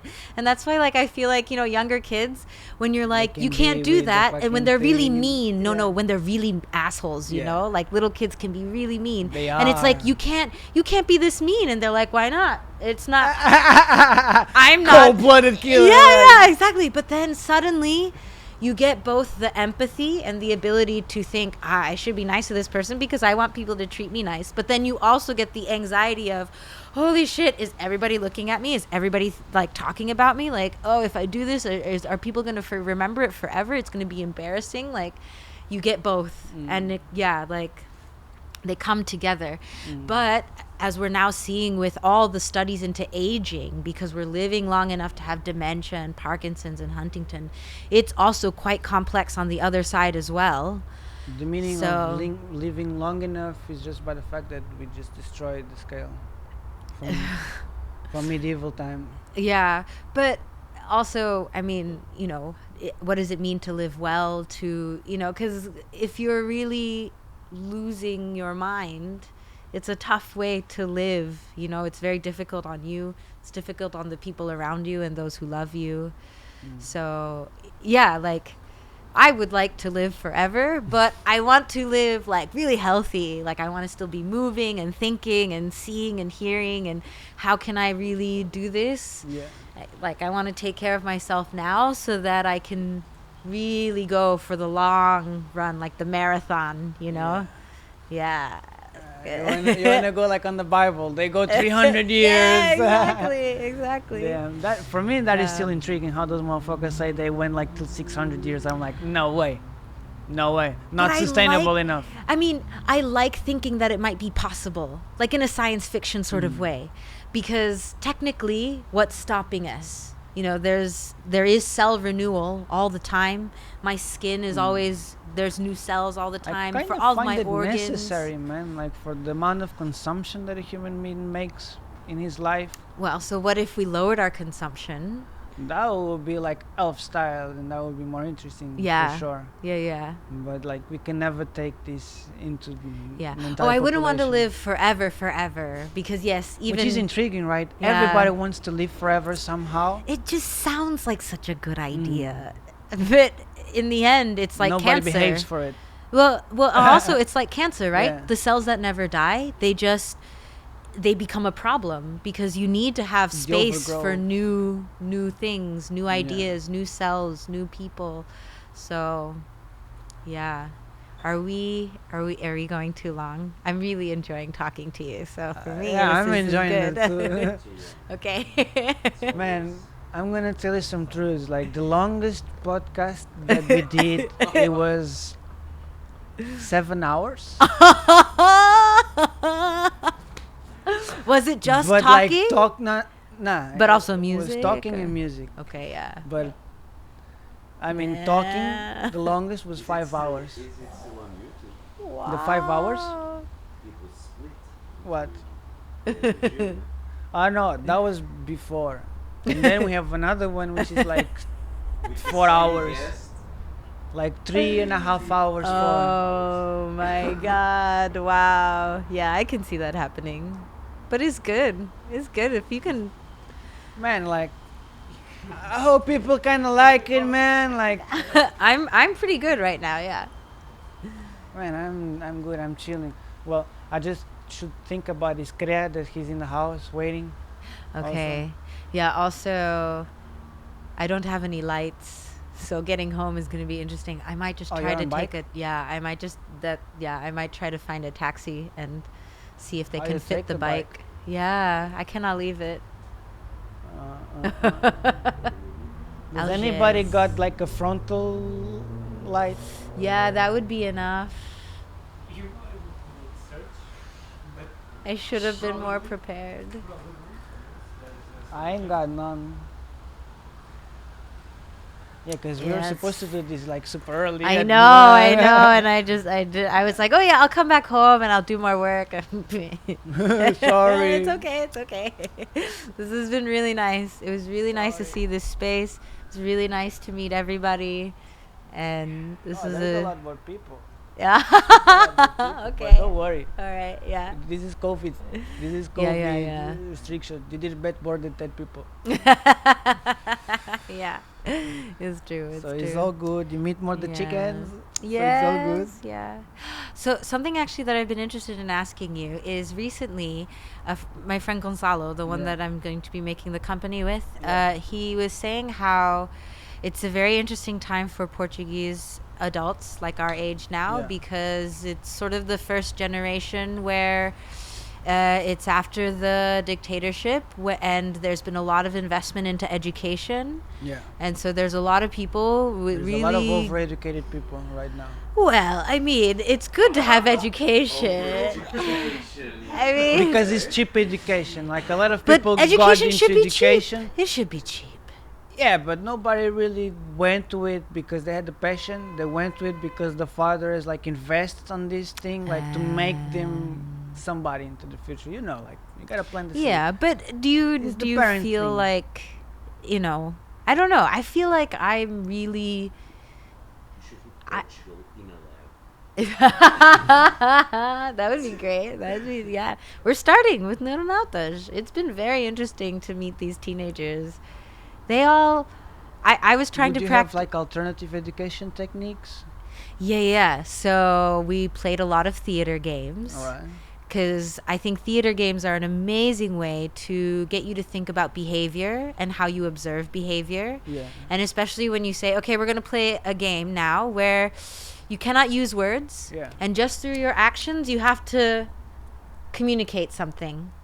And just this practice alone helps them understand what their job is when they are running an experiment with an animal of another species. You cannot use your words. And you have to get this animal to do something. Yeah. How the fuck do you get it to do something? Yeah. So we play what is called a clicker game. All right. And you have a little like thing that makes a click. Yeah. And I use one that with person... Yeah, have you played Yeah. this game? Yeah. Yeah, you do it with the dog. Yes, Yeah. exactly. It's exactly Positive this. reinforcement. Exactly. And so they practice doing a positive They get it reinforcement tricked game. or- So one person is the scientist, and they have some goal like this person has to sit down. But the other person doesn't know this. And the other person now just has to try stuff. And anytime they do anything similar to sitting down, the scientist clicks. So they're like, oh, okay. So say that they were moving around and then they kind of bend over. It's closer to the floor, so that they get a click. So the guy's like, okay, I get closer But to the what floor. do they associate the click to? Have you ever played like hot and cold? Yeah. You know, when someone's I'm thinking about an animal. To find something. Or, Yeah. And they're like, okay, a dog, and say that you're thinking about like a fish. You say very cold. So they get rewarded by knowing that they're getting it right. It's closer. Yeah, it's closer and closer and closer. And then if they actually put their butt on the ground, it's like, yeah, you did it. Like, you figured it out. I wanted you to sit. Is this a good way to evaluate the different states, for example, for you to pattern intelligence? Like on the different degrees? So how would you define intelligence? Like for me, the way I would see it, it would be like a painted clouds. And all these clouds, they kind of mix. Like it's not like linear. Okay. Because I understand that nothing is linear. Really. Yeah. So or it can be linear, but it's always in many directions. There is always something that connects in some way, that it gives like a new dimension. Like it's not a 2D, it's a 3D. It's not a 3D, it can be a 4D. So it's this kind of thing that I find it not so physically, but more like this clouded mixes and painted, because it's like these different colors being mixed. Okay. So it creates these different colors on the betweens, on these margins. Yeah. And I find like on these margins, it will be like the evolution points, like the triggering points of evolution, because it will be the more diverse points. And I will find that on these paints, it will be not so much order as like complexity itself, by like what you can, like I would say, recognize, like a computer will recognize a picture. Okay. Although they're actually very bad at recognizing pictures, turns out. We are. No. Computers are very bad at recognizing pictures. Man, they're getting better, man. Especially the Chinese government ones. Okay, yeah, but no, they're still really bad. But getting scarier, bro. Well, whatever, man. We're not getting scared about shit. It's not here. But yeah, and I kind of understand, like, it's just different realms from different like realities that they live in. So I cannot actually compare as one being better or more complex than the other, because it just adapts differently to different needs. Yes. So the thing that, like, yeah, I agree with you completely, that the thing that seems to be the main, yes, it's many directions, but the main direction of intelligence is like, how well can you adapt given what you're using, like your body and your space, and how well can you. So this is sort of the definition of dexterity. Como se diz em português? Dexterity. Destreza. Okay. Yeah. I like to think of it as the ability to desenrascar or desenmedar. Yeah. Exactly. So this. Unshit yourself. But this is exactly, you're going, you're flowing, and then suddenly something happens, and you have to figure it out. Exactly. And so this is, it's not the perfect, it's the good enough. But this is what I believe is the main purpose. Why do we have a nervous system? Why do we have a brain? What is the nervous system for? Is to help us desenredar. Yeah, I get it. Yeah. And but it kind of works also like the cables, like if on this podcast it will be all these little cables that connect this and are able to actually make these will be like these harmonics, these sounds, this mechanical sound, turn it into digital sound. And like this transformation itself for me is the shit, man. Yeah, so like all of the transformation that it's doing between like analog to digital, bioelectric, man. It's chemical and electricity all at the same time combined, which is, and especially for the Are you okay? It's okay. Probably he just got like but I don't know, I kind of see it that way, you know? So there's not enough data right now to really say with too much confidence, but something that I really believe is that what the nervous system does, it's kind of like this interface where it's switching from one kind of signal to another, because all of the things that bring information into the nervous system, like our eyes, it takes energy from the outside world, photons, these electrons, and then it converts the energy of the electrons into something else that still contains that information, but now it's in the medium of the body, you know, and the body now can do something with it. It does something with it, and then it sends it out, like, you know, now I'm moving the air by moving my arm, so I'm sending energy back out into, so it's this sort of like, it's some kind of, you know, it's like a switching mechanism, conversion, just like this, you know, from going from analog to digital to analog, kind of like that, except it's not digital and analog signals, it's two different things, but it's the same. It's like a switching mechanism, and it's not Still just this AC/DC on the inside. but it's not just the switching mechanism, right? It's the thing that decides to switch, because this machine cannot decide what to switch. A human designed it, manufactured it, and said, this is what you're going to switch between. You're going to go from this to this. I give you all the information you need. You decide nothing. You just do it.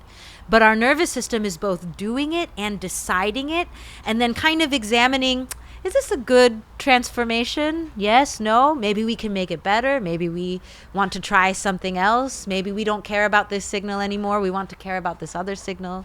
So it's doing all of it, which is wild. Like, you know, it's a collection of so many tiny cells. Like we are a universe that is all working together scale, somehow. Yeah. I love this image from like physics and sci-fi based on physics, where like, you know, if you zoom in far enough, every atom could become like a whole universe, a different civilization. But then if you zoom out far enough, our universe might be the atom of some huge interdimensional creature that's just, you know, like we're just a cup to this guy. So yeah, I like that idea of like there's scales that are really fractal. The flying turtle. Yes. Is this have you heard of Terry Pratchett? No. Oh, he has this amazing Really? Discworld. Oh, yeah. Yes, the giant Sorry. the four elephants on the back of the giant turtle going through space. Exactly, I love that. Because it might be That's true. why I Who said knows? it. I didn't know it was a dude, man. I forgot his name. He was knighted. He built his own sword from like a meteor rock. Oh shit. Yeah, he's a real badass. King of nerds. Damn. But I mean, come on, that's a great title. But I like that analogy. Nerds are great. Because it's very old school, man. It's an old school pattern. Yeah. That one. Definitely. Turtle or Man, I love how nerdy that story was, though, because he only wrote the story to justify a made-up language that he wanted to create, which was actually his idea of the early English mythology that was... exactly. Exactly, as an academic exercise, but look at how beautiful academic exercises can be. It doesn't have to be these boring papers. True. So, yeah. Another audio snippet. It doesn't have to be. You gotta write them down. You should write them down. Yeah. 'Cause it's easier if you write them down in the moment. Because afterwards, at least for me, it's hard, man. Listen to this again. I will have to listen. Oh, You don't my know how many God. hours I'll have to listen. Oh my God. Not only this one, everyone. I hope. Work. Hand to hand, let's go. Nah. But it's true. I did this exactly for my experiment as well. I had to write down the moments that I knew. Because it's easier. It's easier when you're like, I have 30 minutes for each animal. So 5 animals, 30 times 5 every day for like 8 weeks. Yeah. And so I've been trying really hard to make my research as available as possible. I'm sharing all the videos I've from my seen your experiment. website is like, amazing. all the code, everything. Yeah. I want everyone to be able People to go just... see. Yeah. Well, just you can download everything. You can run your own analysis. And if I did it wrong, just tell me. You Like, got all your notebook. Yeah, everything. there. Everything there. Yeah. So Fucking love it. it's been really interesting to like... Have you gotten really interesting feedback? So I haven't fully published everything yet, but so the database where I'm putting up all the videos, it's run by Harvard. It's called the Harvard Dataverse. We're gonna visit here. Uh, Yeah, we can edit, but estamos a gravar um podcast, mano. Na boa. Na boa. Na boa, obrigado. Obrigado, mano. Pode falar, mano, que a gente já... Não, a gente não acabou. A gente não acabou, mas é que ainda já interrompeu.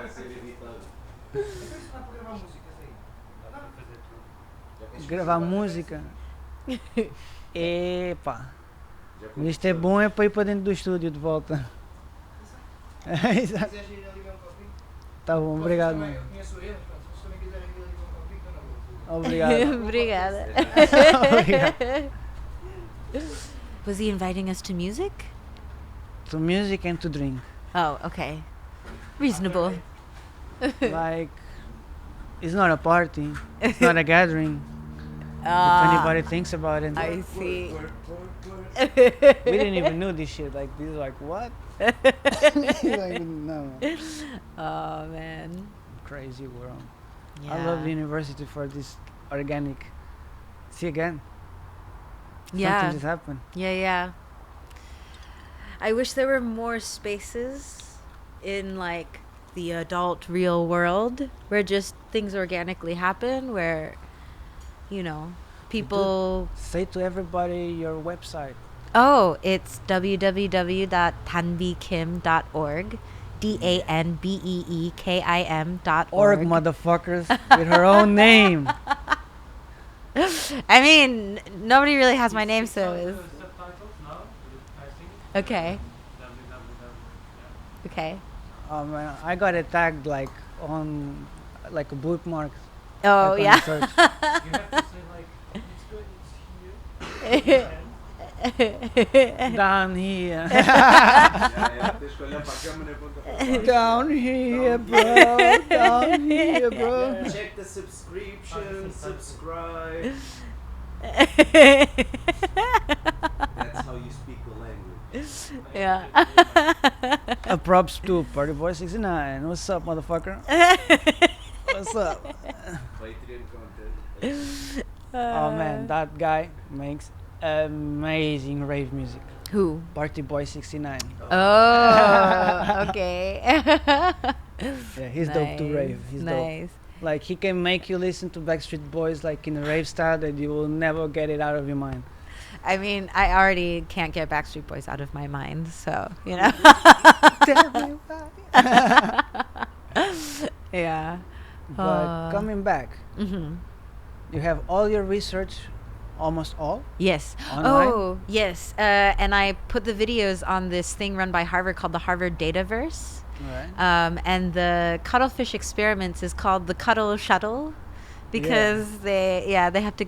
Well, originally it was based on an experiment that Gonzalo did, where there's two water fountains, and the rat has to go back and forth and back and forth. So it's shuttling Yeah. back and forth. But the hallway in between the water fountains, The labyrinth.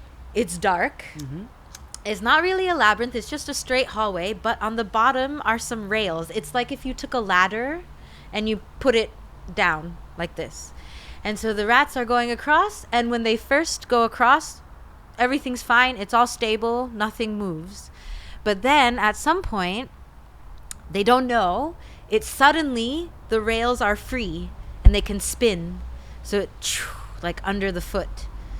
And that moment when they first encounter something they were not expecting, completely unknown, this is a special moment. Because so he did this thing where he wanted to know, what does your motor cortex do? The part of your change moment. Well, like, so there's this idea that there's a part of your cortex, the outside part of your brain, that is responsible for movement. But kind of everything is responsible for movement.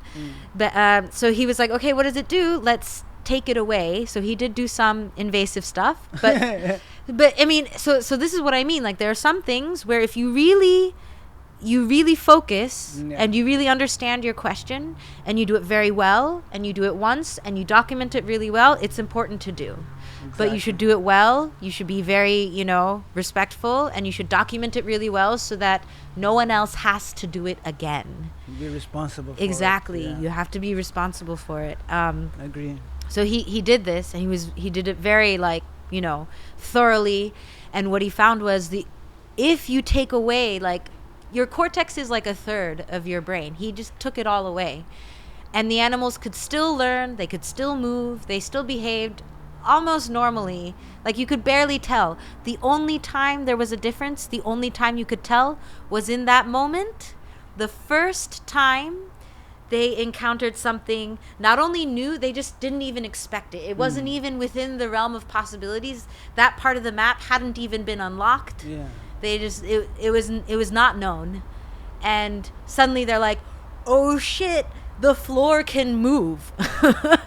And in that moment, the animals with a complete brain, they instantly switch to something else. They jump away, or they stop and they start investigating, and they're looking and smelling and trying to figure out what's going on. The animals with no cortex, they just freeze. It's like on a computer, like the blue screen of death.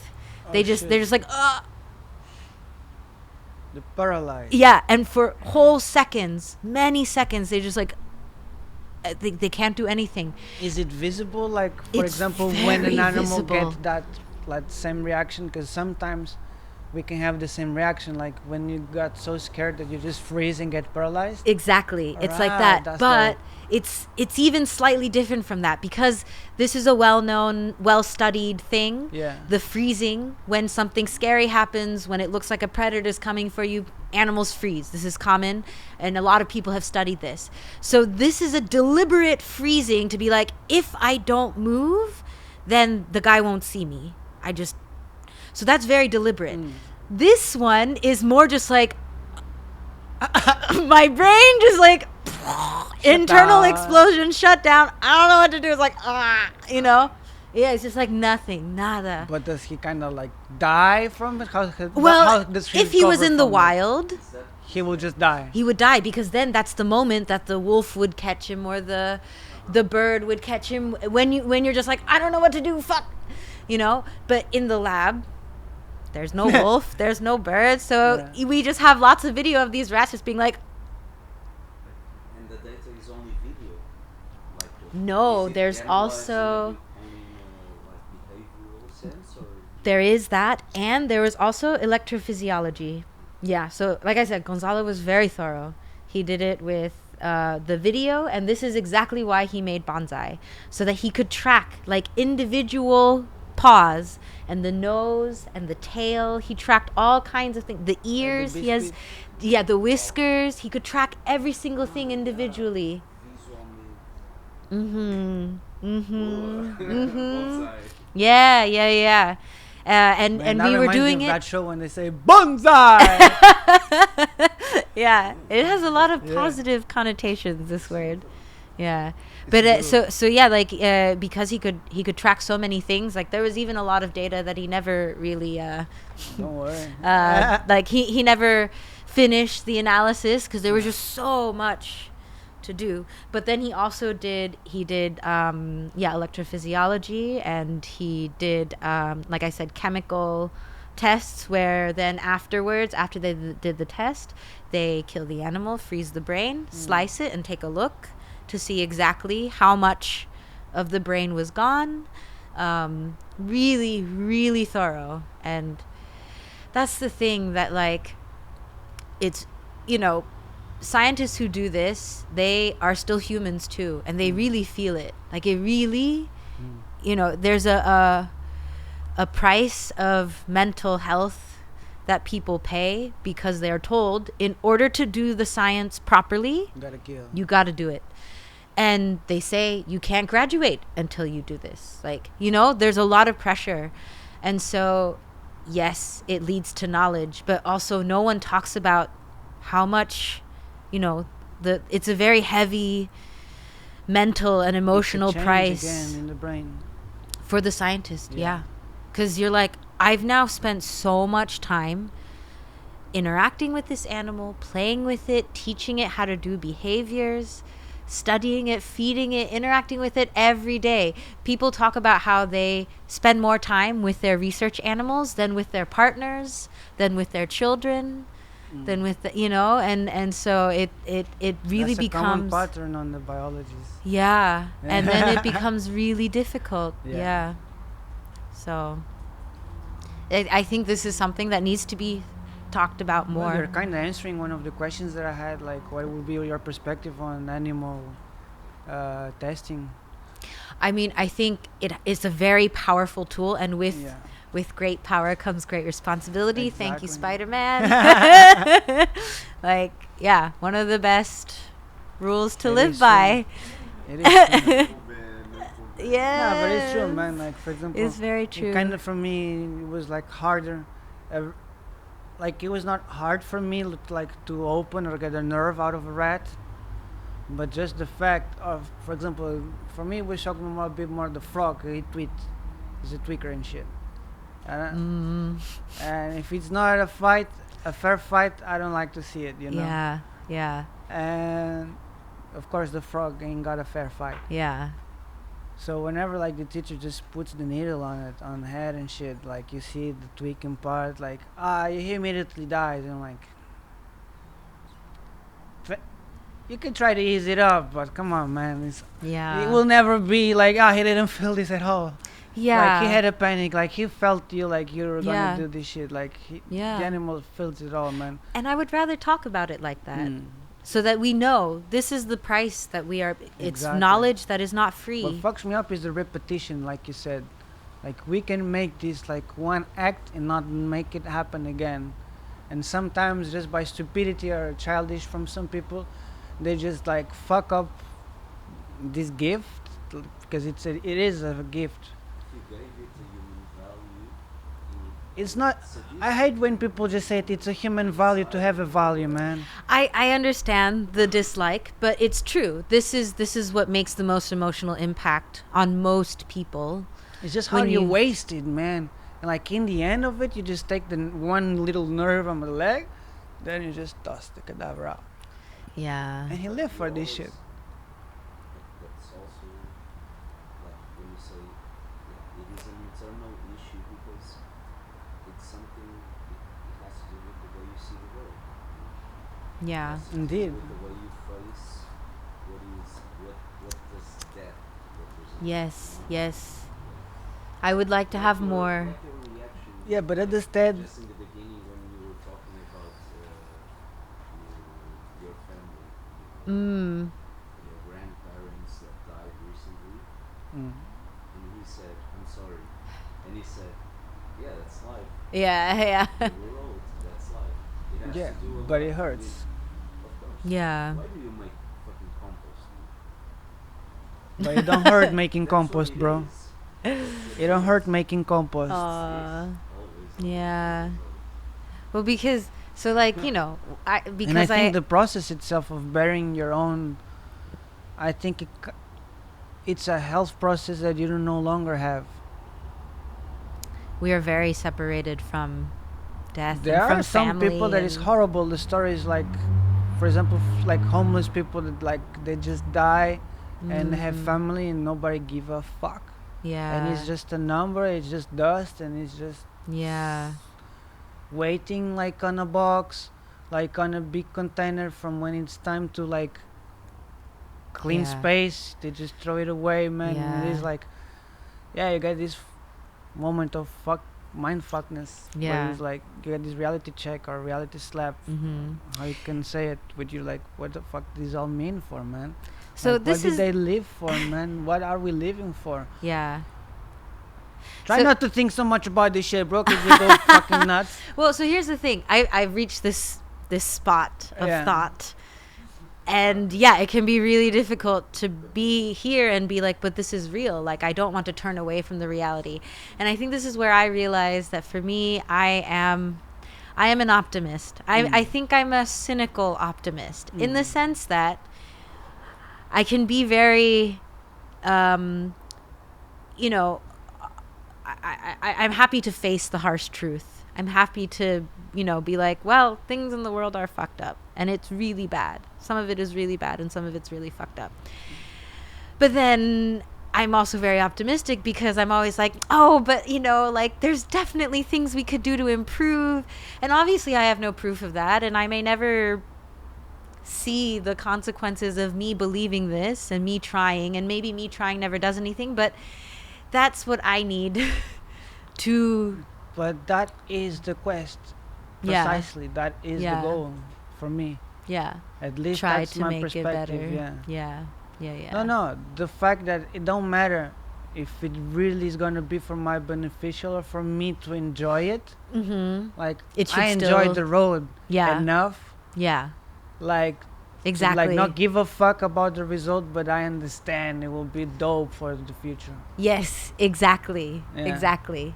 This is also why I like sci-fi. It can be greater than me, yeah. Yeah, because I feel like sci-fi is a great way of kind of imagining how nice it might be for the people of the future and kind of enjoying it through the story, to be like, wouldn't it be nice?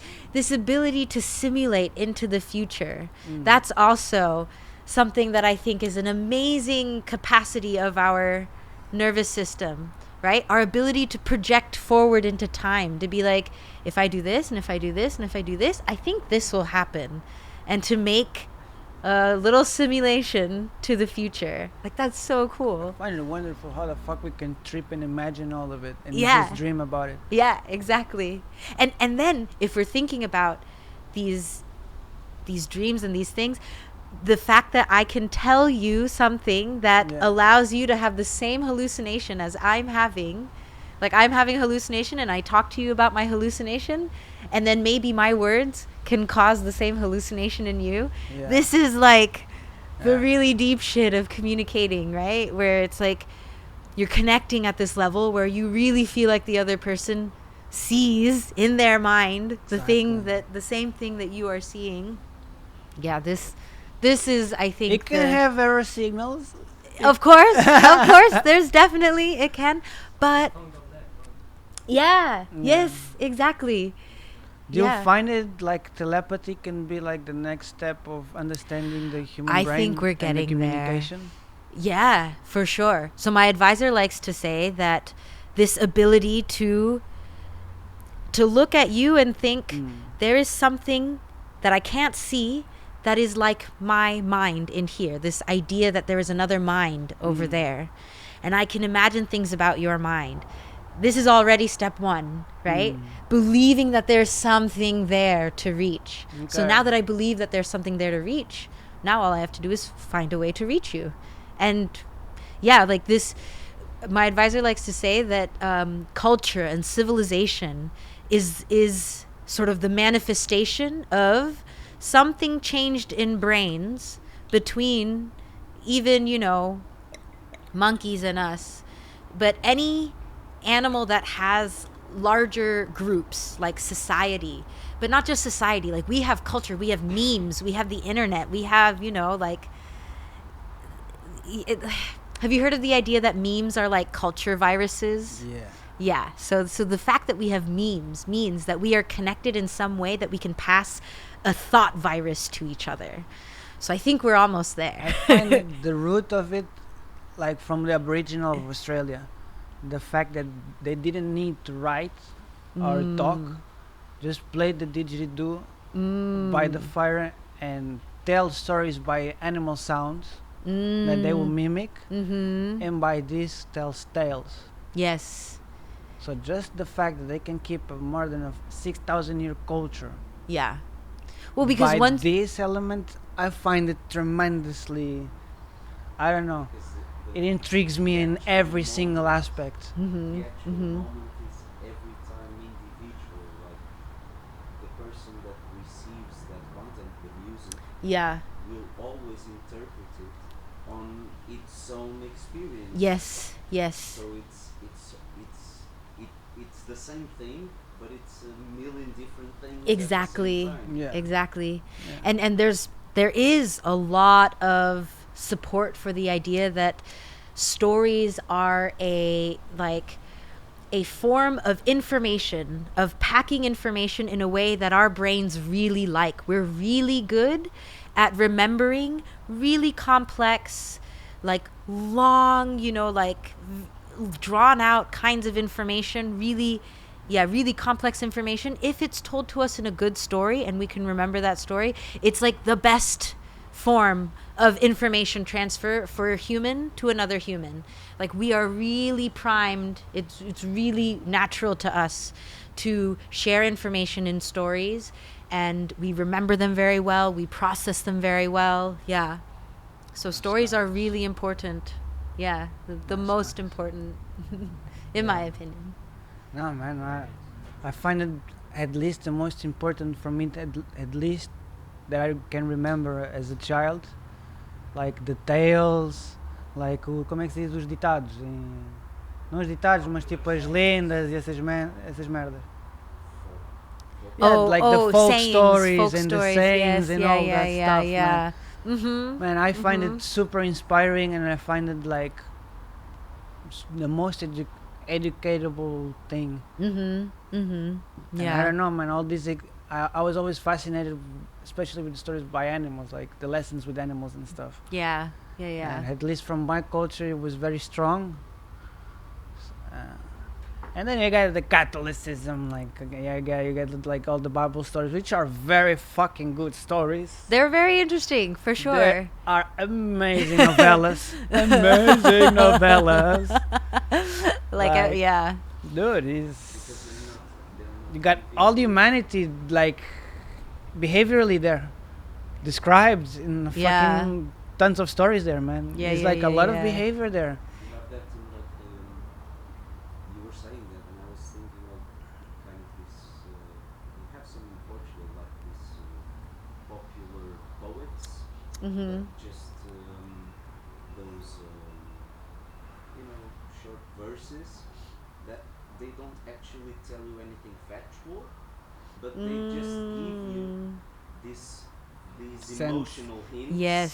This Yeah. sense, You can always relate to. Yeah. Yeah.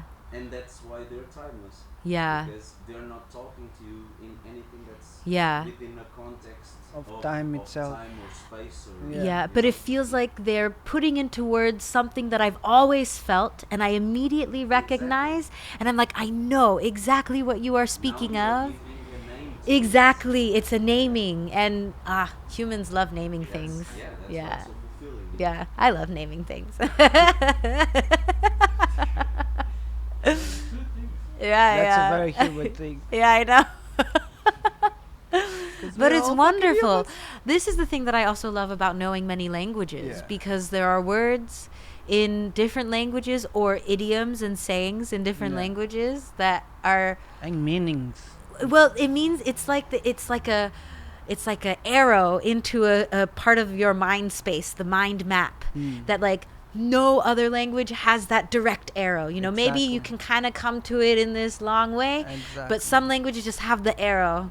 Yeah. And then it goes to intelligence, like man. It kind of shapes the different aspects of, at least when a friend of mine told me that he went in, I think it was in Thailand, to make to work on school. Yeah. And he would tell the children like to dance, and he worked before in Africa.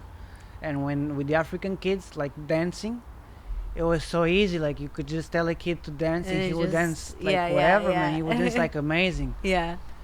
And if you tell a lot of kids, they will all dance different stuff, even though they can coordinate and stuff. They can do it all amazingly. But the difference between the Thai kids were that they would not instinctively start just dancing by themselves, but they will like look around for the friends. So they will start something and they will immediately coordinate perfectly and synchronize perfectly in team and do like a choreography. Wow. But one by itself, by its own dancing, he'll get nervous and stuck, and like he would not know. He would just look around like, what do I do? And that's very interesting, like how the brain works, and that's how it shapes the behavior and it shapes the brain, of course. And the like how languages you're the used to response speaking. also, yeah, maybe it shapes because that. movement is also a language yeah. in this case. Yeah. Yeah. Do you know Ursula K. Le Guin? No. Okay, she's a sci-fi writer. She Right. she writes a lot about this concept of how the language you speak Yeah. shapes how you think, and how you think shapes the language that you speak, and how it's this cycle. Yeah.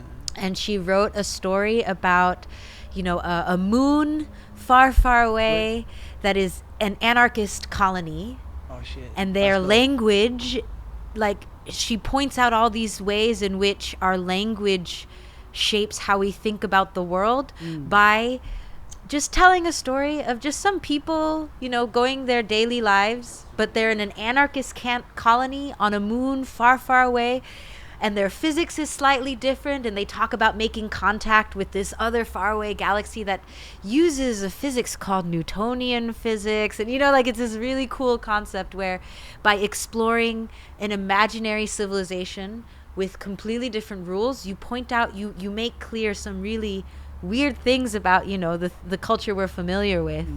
Yeah. So yeah, I was actually Right now, I was just tripping with what you were saying with one.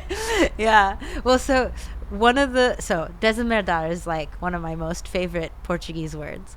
But I find it interesting, like on the communication itself, it will be like a triggering effect where when somebody speak, like the word itself, it will be like this trigger effect where Like it will like explosion of images. yeah, but on and- different elements, like you will Yeah. have on the vibration, you have on like it would activate on the chemical side on the receptor guy when you hear it and all that stuff.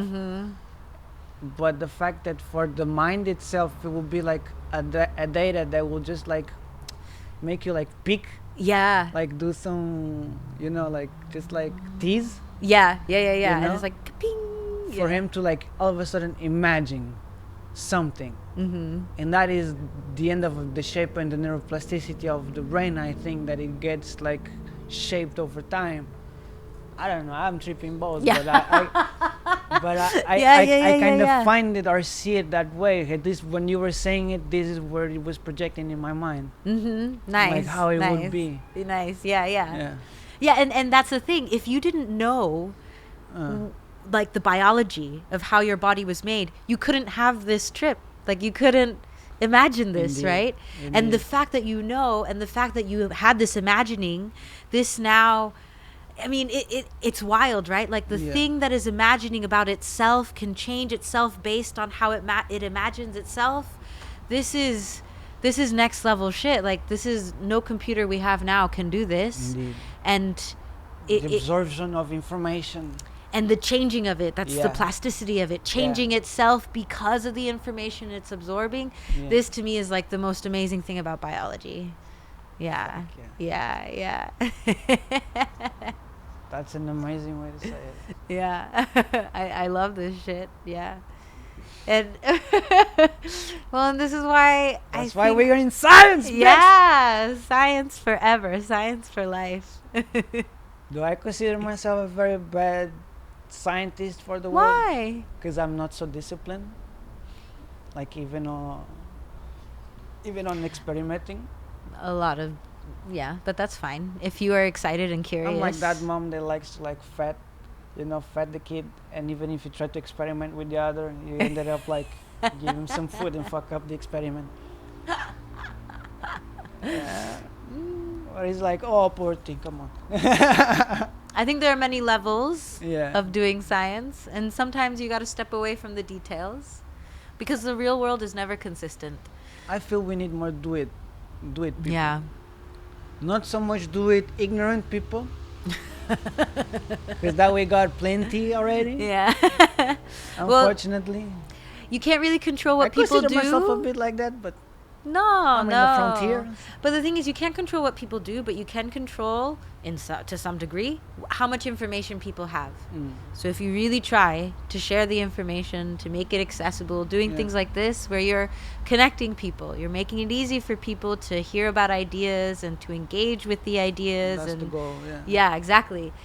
Building these bridges, that's the most important thing, because everything we do, we're doing it together as part of a society of humans, and we're doing it across these bridges. there's nothing more important than these bridges, I think.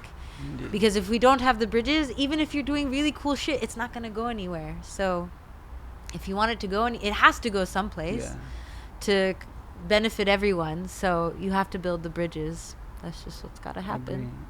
So I thank agree you for building 100%. the bridges. Thank you. Thank you for accepting my invitation. Thank you for coming. Thank you for waiting so much. I mean, and thank you for Rancho for the ride. Miguel went to Pip, but thank you, Miguel. So many people made today happen, and it was. Thank you, Maria. Thank you, yeah. Inish. Thank you, everybody that helped. Yeah. Yeah. Thank you, Orta, for the space. Yes. Yes. Orta cool, everybody. All right. It's evolving. Engasguei-me. Porra. Hã? Ainda bem que isto é muito frio, senão agora estava a chover. Sorry. Yeah, we are lucky by the time too. It's not raining. It's gonna rain probably tomorrow or after tomorrow. No, it cannot rain tomorrow. I hope not, but they say No, but at the same time, because I'm a farmer, I kind of hope it rains. But like I'm a hemp farmer, so right now is the end of the flower, so I'm kind of like. So if it don't rain, if it's too wet, it will not mold. good. It will not be good. Yeah, but at the same time, it's selfish. It's very selfish because the soil really needs it. And right now, we need more soil so we can have whatever we want. But isn't being a gardener all about deciding who lives, who dies, deciding to be That is a powerful which direction? statement. That's a very powerful statement. But that's what my mom says. She's a gardener. She says, oh, actually, the other day she told me, she was like, more a farmer as a creator and not so much as a killer. but also in order to image. create the plants that you want to live, Yeah. you have to kill other things and make space. But That's because I don't see it so much that way, at least when we're dealing in a farming perspective. Because it's connected into a natural succession, an ecology succession. Yeah. And I guess whenever permaculture is whenever more. you bring like a weeding thing, like you got I'm gonna weed this thing. Yeah. It can be more, not as much as a control for whatever selfish reason you got for the production itself, but it can feed the system itself. Because any natural pattern, at least in plants, the system that they work, they give more for the system to keep running for whatever they need. So you're saying there will still be the energy. It'll have to go somewhere. It just won't. You're just restoring the balance, Yeah. because it's the trade-off of selfishness. Because in the end, it kind of is like it because you need it to eat, and it's not selfish because it's a need. Yeah. And everything eats. Yeah. But at the same time, it questions me, like, for example, when we say something is natural and something is not unnatural. That's a very humane thing to consider and to label. Yeah. And I try not to go that way, at least on the farming perspective. When you kill, at least I like see the it more as a plants. restoring. Yeah. And even in the animal part, like when you're creating cattle, Yeah. or when you hunt. Yeah. Like, for example, you'd need to hunt in some areas. Yeah. Because I think we have there a are. responsibility for what we introduced in those areas. Yeah.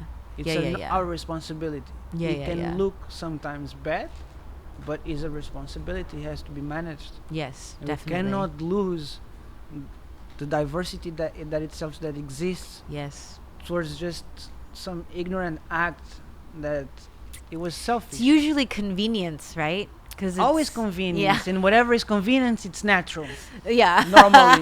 Normally, again, this word. But Yeah. I've started now to think of convenience is the root of all evil. The laziness. Yeah. Convenience is the root of all evil because, well, but because sometimes It is. sometimes it is the mother being of all my sins. well, but okay, I like to recognize the times when being lazy is actually taking a rest. And even in nature, like everything needs to take a rest. Even the soil needs to take a Indeed. rest. So sometimes, But that's also why we sleep.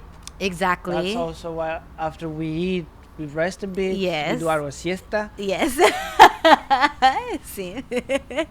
Yes. Yeah, man. Like I've not read the book yet, but I've saw the entire podcast in a lot of TEDs and a lot of interviews of that neuroscientist from the sleeping book, of how do we sleep. I don't know who. What is It's the a name? neuroscientist, a British neuroscientist. Feel like I should something. know. Matthias? If we got internet, we could have checked this shit out. We got internet right there. Come on, check this shit out. Why do we sleep? I don't have battery on my phone, so I would just check it. Yo, my bro, go here. Use DuckDuckGo. Fuck Google. Yeah, yeah. Oh, good. You know Yeah. about DuckDuckGo. Fuck yeah. yeah. Yeah, bro. Gotta be. Nice. Shit, I'm peeing myself again. Oh, by the way, this is not vodka. It's water. Water is very good for you. Huh? Yeah. Vodka water. That's dope. It's dope. fire I water. didn't know this shit. Where you learn this shit? You're just guessing. But you're saying on the base or just guessing right now? We got tools! I Oh, know, this bonsai happens all that the shit, time. motherfucker. I need to pee, I'm sorry. Yeah, yeah, go for it, go for it. Nah. Oh, you did you look it up? Oh, okay. Yeah. I never heard of that. I never thought of that. Okay, I'm back. If to you like just computer stuff, you'll like this shit. make some space so that it's not weird for the people to see, like, Oh, there's okay. no one there. Yeah. There's someone, and then they will go back and say and discover why. Yeah. Yeah. And it's just Interesting because. shit. Yeah.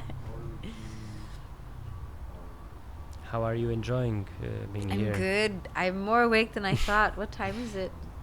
Oh, wow. Okay. It's the coffee. Yeah. I don't normally drink coffee, so it feels very strong to me. Eh? He found out in the internet. Oh, yes. What are we looking up now? Oh, right. Yes. Nice. And something before. I really love learning the origin of words, like etymology. I like that. It comes from the Greek. Etymologia? Usually words that end in logy come from Greek. Yes. So this is the study so you of can- the history of words, like how words. and Yeah, you yeah. use the Greek the prefix on that word. So not prefix, but the But is Russian Latin based? No, it's a different. It's a different that's language different, family. Yeah, that's Yeah, it's super family, late. yeah, I might have to ask. Julio. Is a diminutive form of the Slavic word voda, water. Wow, yeah, it's shit. little water. Little water, Oh, cute, Yeah, it's true. coitadinho. interpreted as little water. Oh, coitadinho. Aguinho. It's not little water.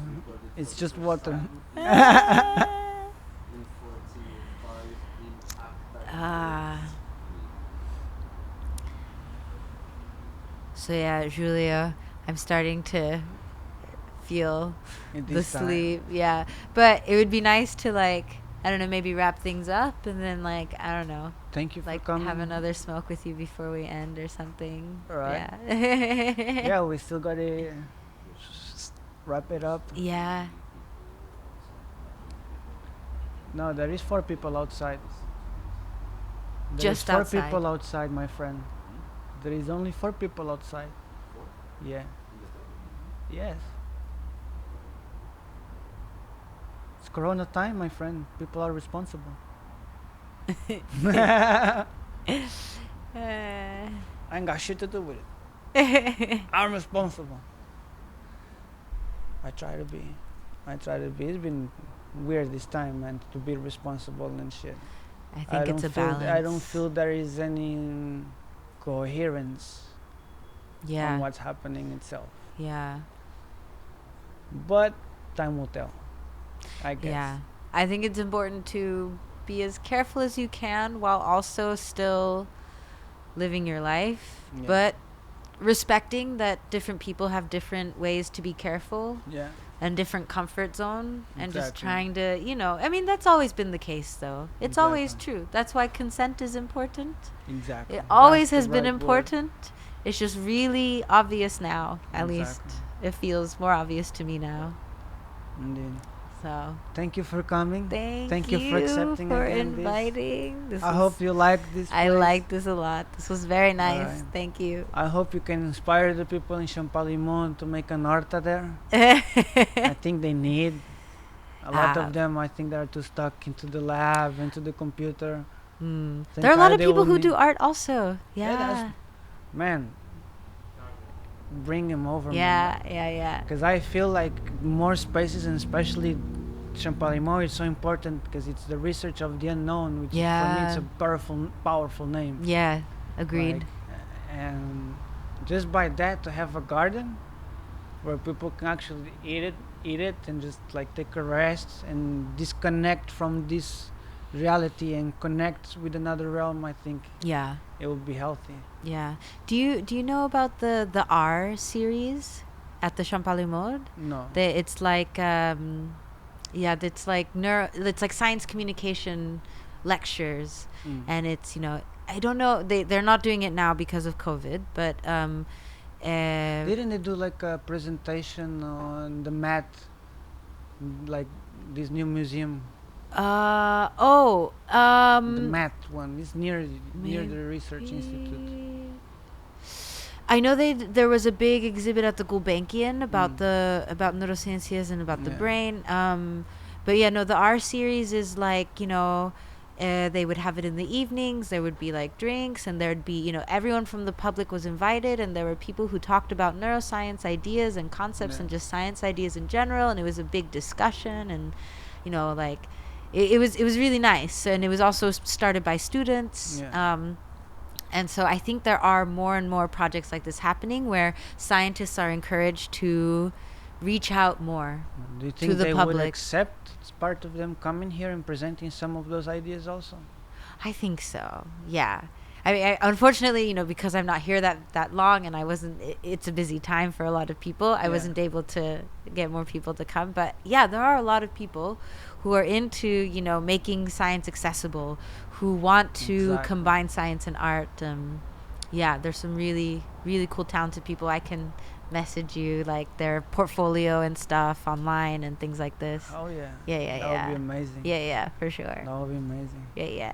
People need to hear this and understand that science is accessible and is not a monster, or it is not an academic horrible field. I mean, it is. But It is now. It doesn't have to be. exactly. Yeah. And if enough people make noise about it, It still the is a faster it will wonderful thing. change. Yeah. Well, it's a wonderful thing, and we need it to progress. We need it to adapt, because now we need everybody to know science. It's not enough for just a couple of rich guys to Now know more than ever. science. Yeah, exactly. Even though we got some patterns, but it's okay. The it's a patterns good don't time. have to be forever. it needs stress to make a change, which is interesting. pattern also. Sometimes. Yeah. You need to understand It's a what's physic pattern changing to from the chaos or act, Yeah.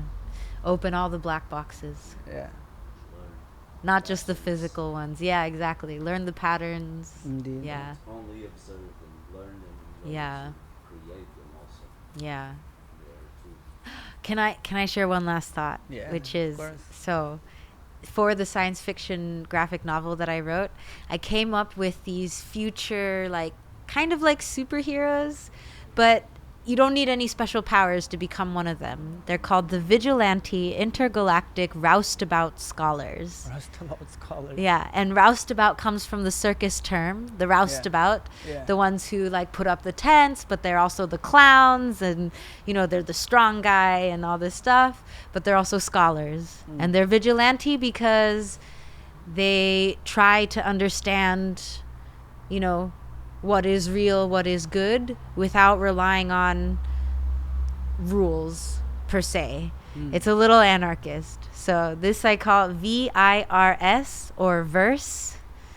And I like it because it's, you know, many verses to a song, the many verses in the universe, the universe. So the graphic novel is called The First Verse. All right. Yeah. So yeah, I want more That's more the world. verses, more vigilante intergalactic roustabout scholars. Fuck yeah. We can all be one. Yeah. Fuck yeah. Let's bring him on. Yeah. That's the goal. Woo. Thank you, Kim, for coming. Thank you, Miguel, again. Before you were being and we told you thank you and shit. So, thank you. Crea, I'm sorry. Again. But Well, thank you this was also. necessary. Thank you very much for coming. Thank you, Art, again. Yes. Ba-da-ba. Don't forget now don't forget to subscribe, like, share. Don't forget to go on Patreon. Yes. 5 euros you get on your mail fucking 4 different stickers, one from our logo. 5. You get stickers, motherfucker. Special discount. Special discount. You get stickers if you give us 20 euros.